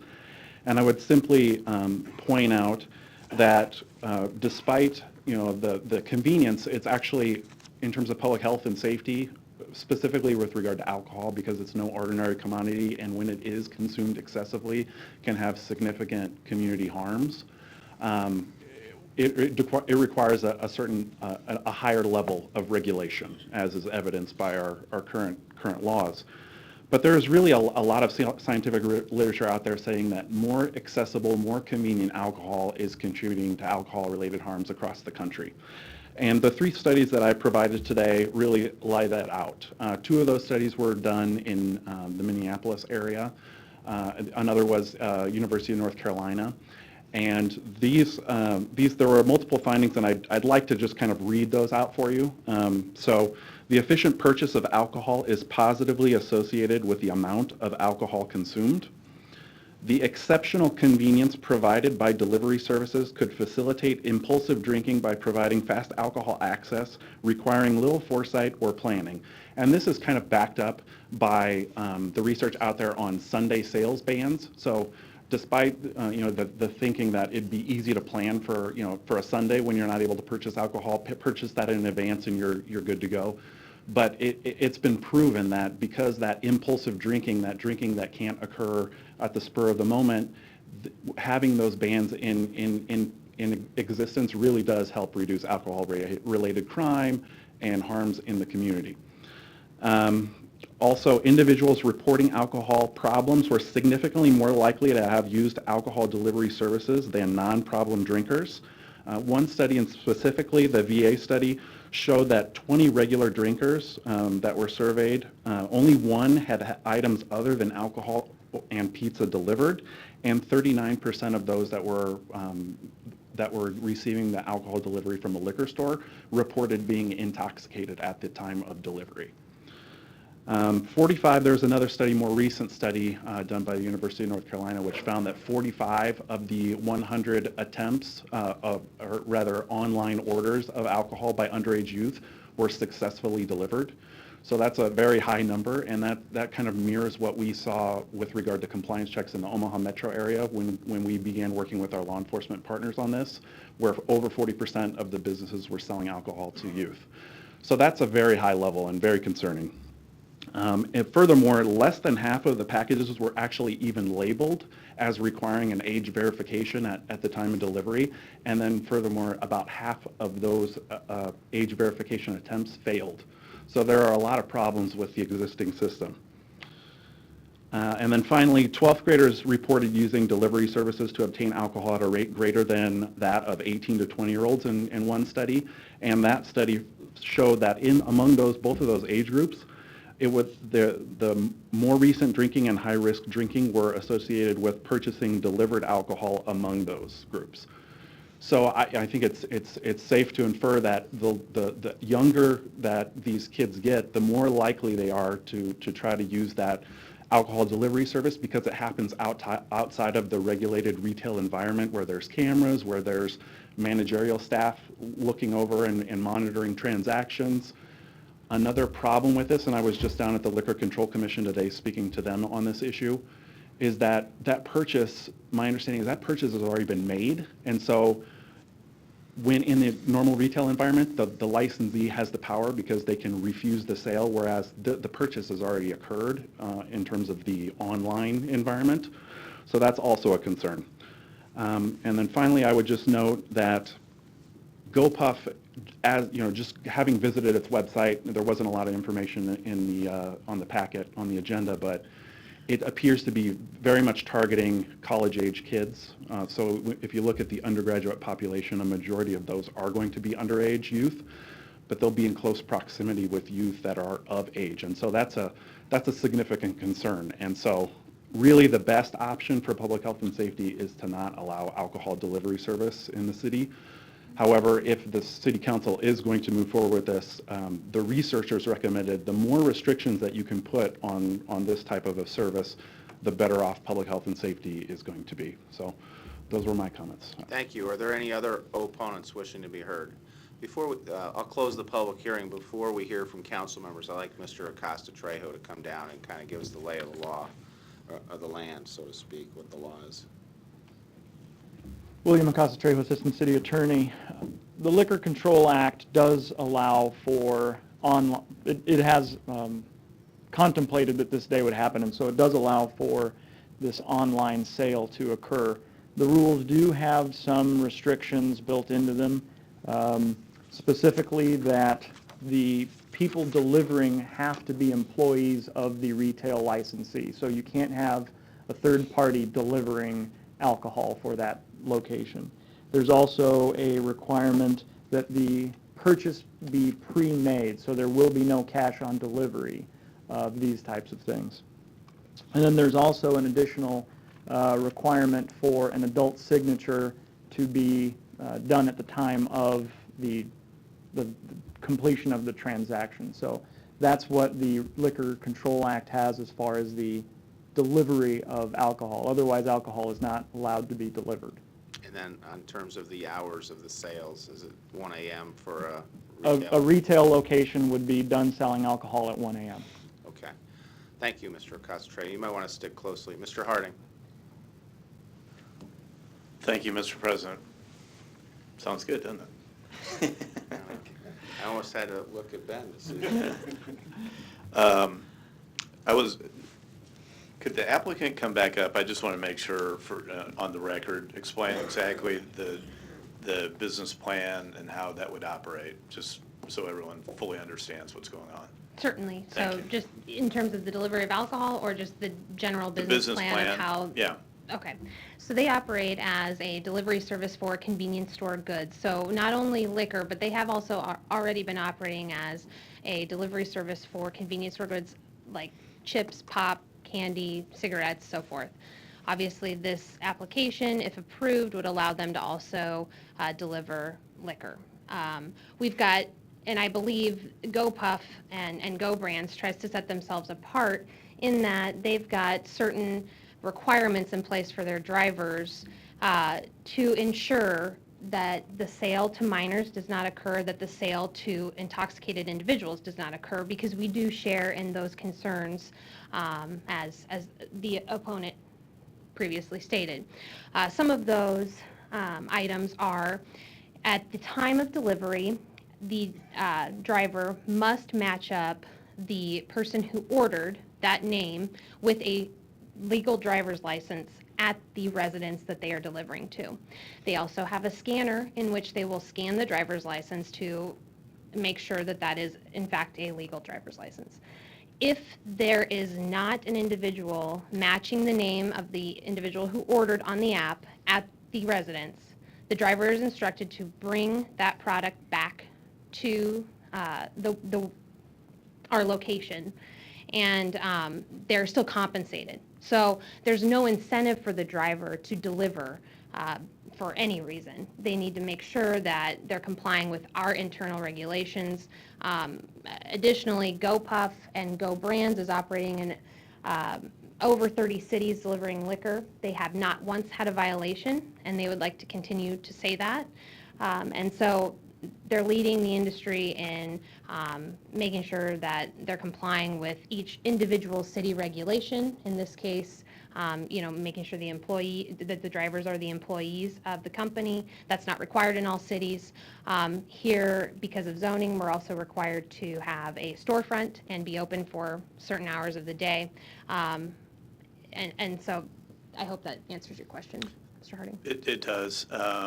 Will they also be, excuse me, you mentioned cigarettes. Is this also for the sale of cigarettes? No, it is not. No.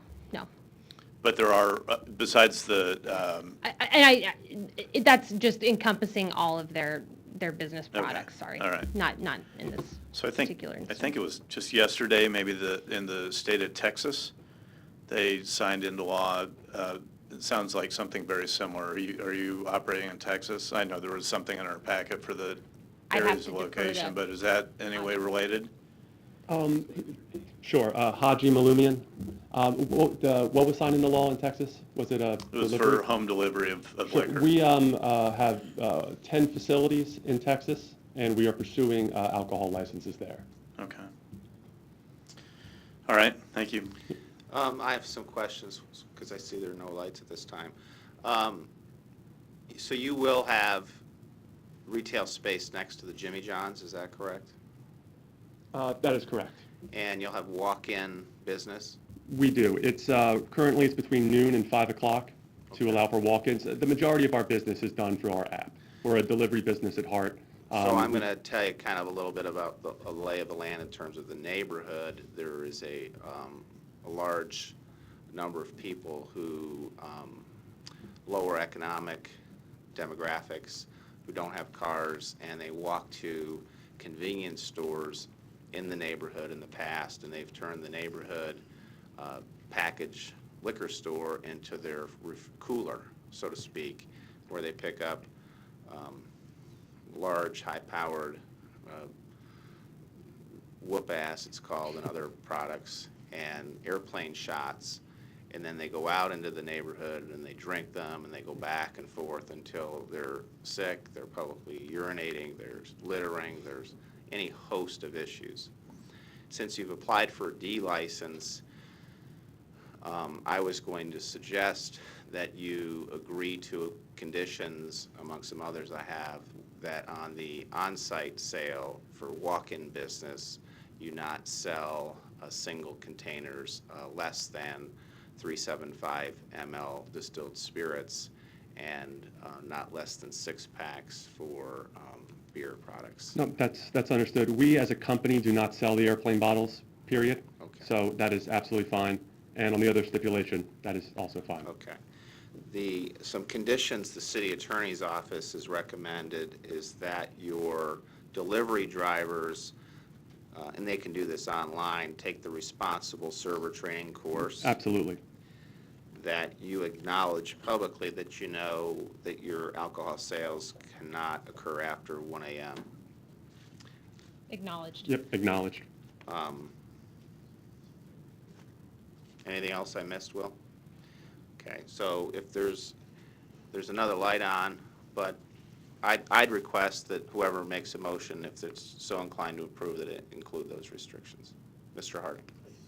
Clarification, when you said the sale of, is that the sale of, or when is the sale complete? At time of delivery or at the time that it's placed?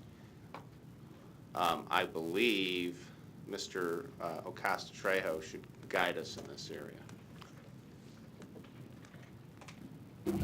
Well, William Acosta, Assistant City Attorney. For the Liquor Control Act, the time that the purchase is done is when the sale is complete. So once they have paid, which my assumption is through this app, the online sales are done.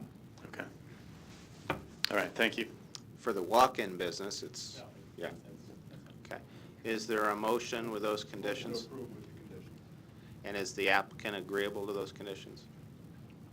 Yes, we are agreeable to those conditions. Okay. No further lights, roll call. Palermo. Yes. Festerson. Yes. Gray. Harding. Melton. Pauls. Mr. President. Yes. Motion passed 7-0. Your request's been approved with conditions. Good luck. Item 19, an application to consider in addition to Grover Inn's Class C liquor license located at 3505 South 42nd Street to add an outdoor area approximately 93 feet by 73 feet to the south. A's communication from the Planning Department. The public hearing on item 19 begins at this time. Are there any proponents? Yes. Gary Mangiamelli, 3505 South 42nd Street. Happy Here to answer any questions about the Grover Inn. Thank you. Are there any other proponents? Seeing none, are there any opponents? Public hearing is closed. Subject to permits? Second, roll call. Palermo. Yes. Festerson. Yes. Gray. Yes. Harding. Melton. Pauls. Mr. President. Yes. Motion passed 7-0. Thank you. Just make sure you get the permits from the planning department. Yep, already. Great. Yep. Thank you very much. Consent agenda. Any members of the City Council may cause any item placed on the consent agenda to be removed. Items removed from the consent agenda shall be taken up by the City Council immediately following the consent agenda in the order in which they were removed, unless otherwise provided by the City Council Rules of Order. The public hearing on item 20 was held May 21. Roll call. Palermo. Yes. Festerson. Yes. Gray. Harding. Melton. Pauls. Mr. President. Yes. Motion passed 7-0. The public hearings on agenda items 21 through 34 are today. If you wish to address the City Council regarding any item on the agenda, please come to the microphone, indicate the agenda item number you wish to address, identify yourself by name, address, who you represent, and if you are a proponent or opponent.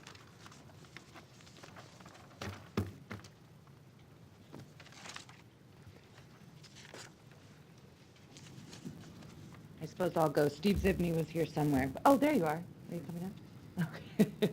I'm Nicole Caputo Reynolds. I'm the Director of Housing Services at Omaha Healthy Kids Alliance. I'm addressing agenda item number 31. Steve Zibney, City of Omaha Planning Department, and I'm just here to answer any questions about that. Same. Thank you. Public hearing is closed. No further lights. Roll call. Palermo. Yes. Festerson. Yes. Gray. Harding. Melton. Pauls. Mr. President. Yes. Items 21 through 34 are approved, 7-0. Item 35, an ordinance to extend a contract by 1 year with Porta Johns at a cost of $117,796 for the collection of litter from city-owned litter recycle receptacles to be effective from January 1, 2019 through December 31, 2019. The public hearing on item 35 begins at this time. Are there any proponents? Any opponents? Public hearing is closed. Item 36, an ordinance declaring the necessity of acquiring private property for the Nicholas Street Sewer Extension Phase 3A project. Public hearing on item 36 begins at this time. Are there any proponents? Any opponents? Public hearing is closed. Item 37, an ordinance declaring the necessity of acquiring private property for the 30th Street Road Diet. Public hearing on item 37 begins at this time. Are there any proponents? Any opponents? Public hearing is closed. Item 38, an ordinance to amend the title of and Section 2 of Ordinance Number 41637, passed November 6, 2018. Planning Department recommends approval. Public hearing on item 38 begins at this time. Are there any proponents?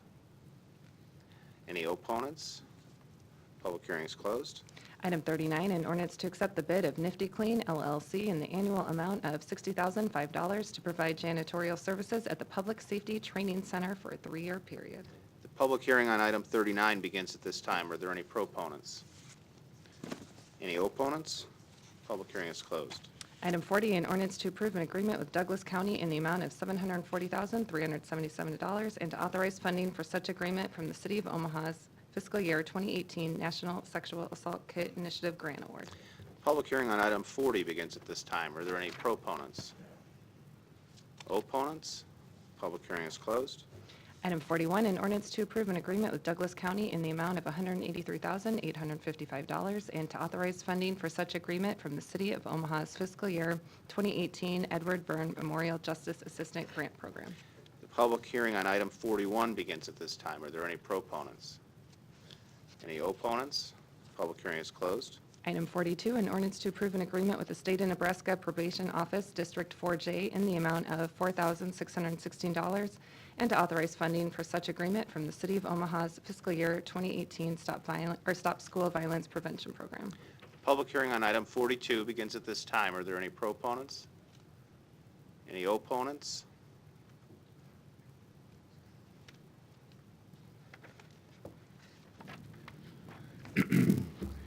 Larry Storer, 5015 Lafayette Avenue, 68132. This is not just a Douglas County or a City of Omaha program. This is a nationwide program. In fact, there may be a federal law, federal grant involved in it. However, I think we should walk very carefully. It's this type of thing which Adolf Hitler used to gather the kids together.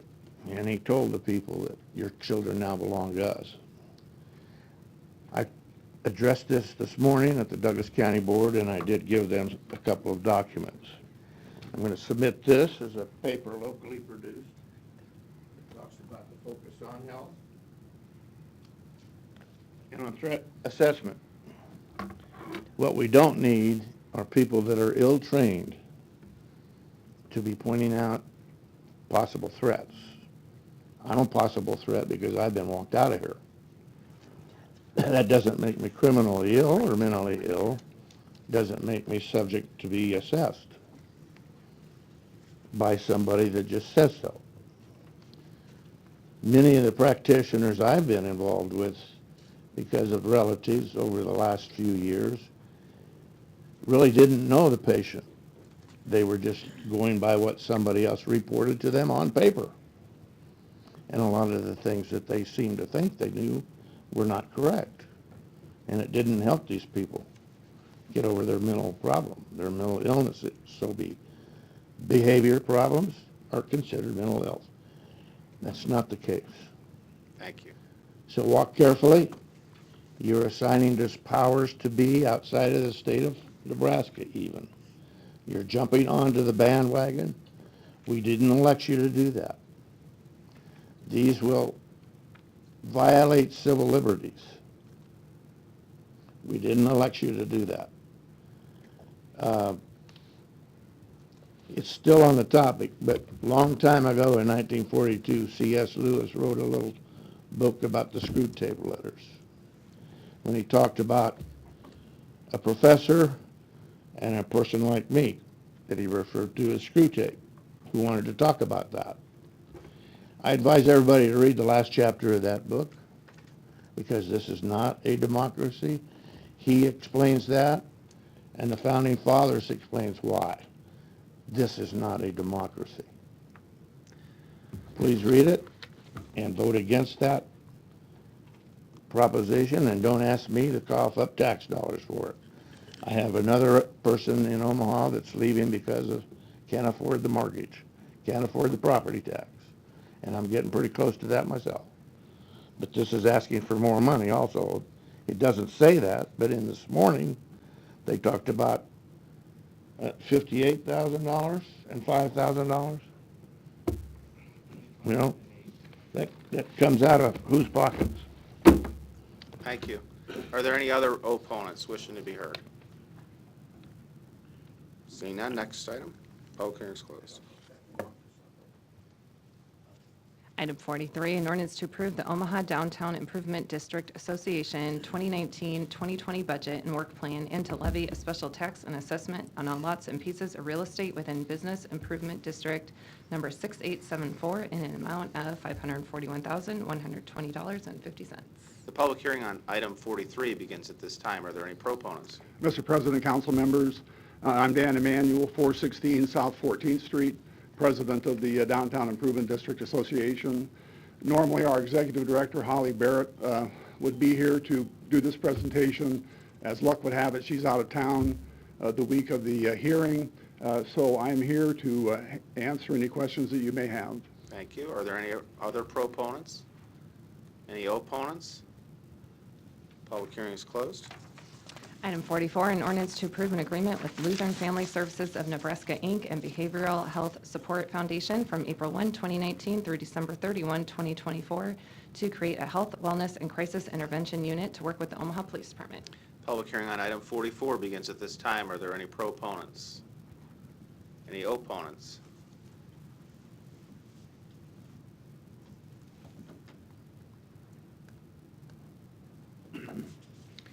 Larry Store again, 5015 Lafayette, Omaha, Nebraska. This is somewhat related to the other topic. I'm also against it. There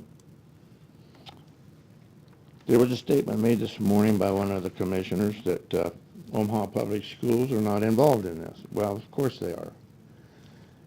When you take a juvenile out of the school system and send him to an assessment center, with or without a behavioral health support interventionist, well-trained, is debatable. But that is part of OPS's policy if they let that happen.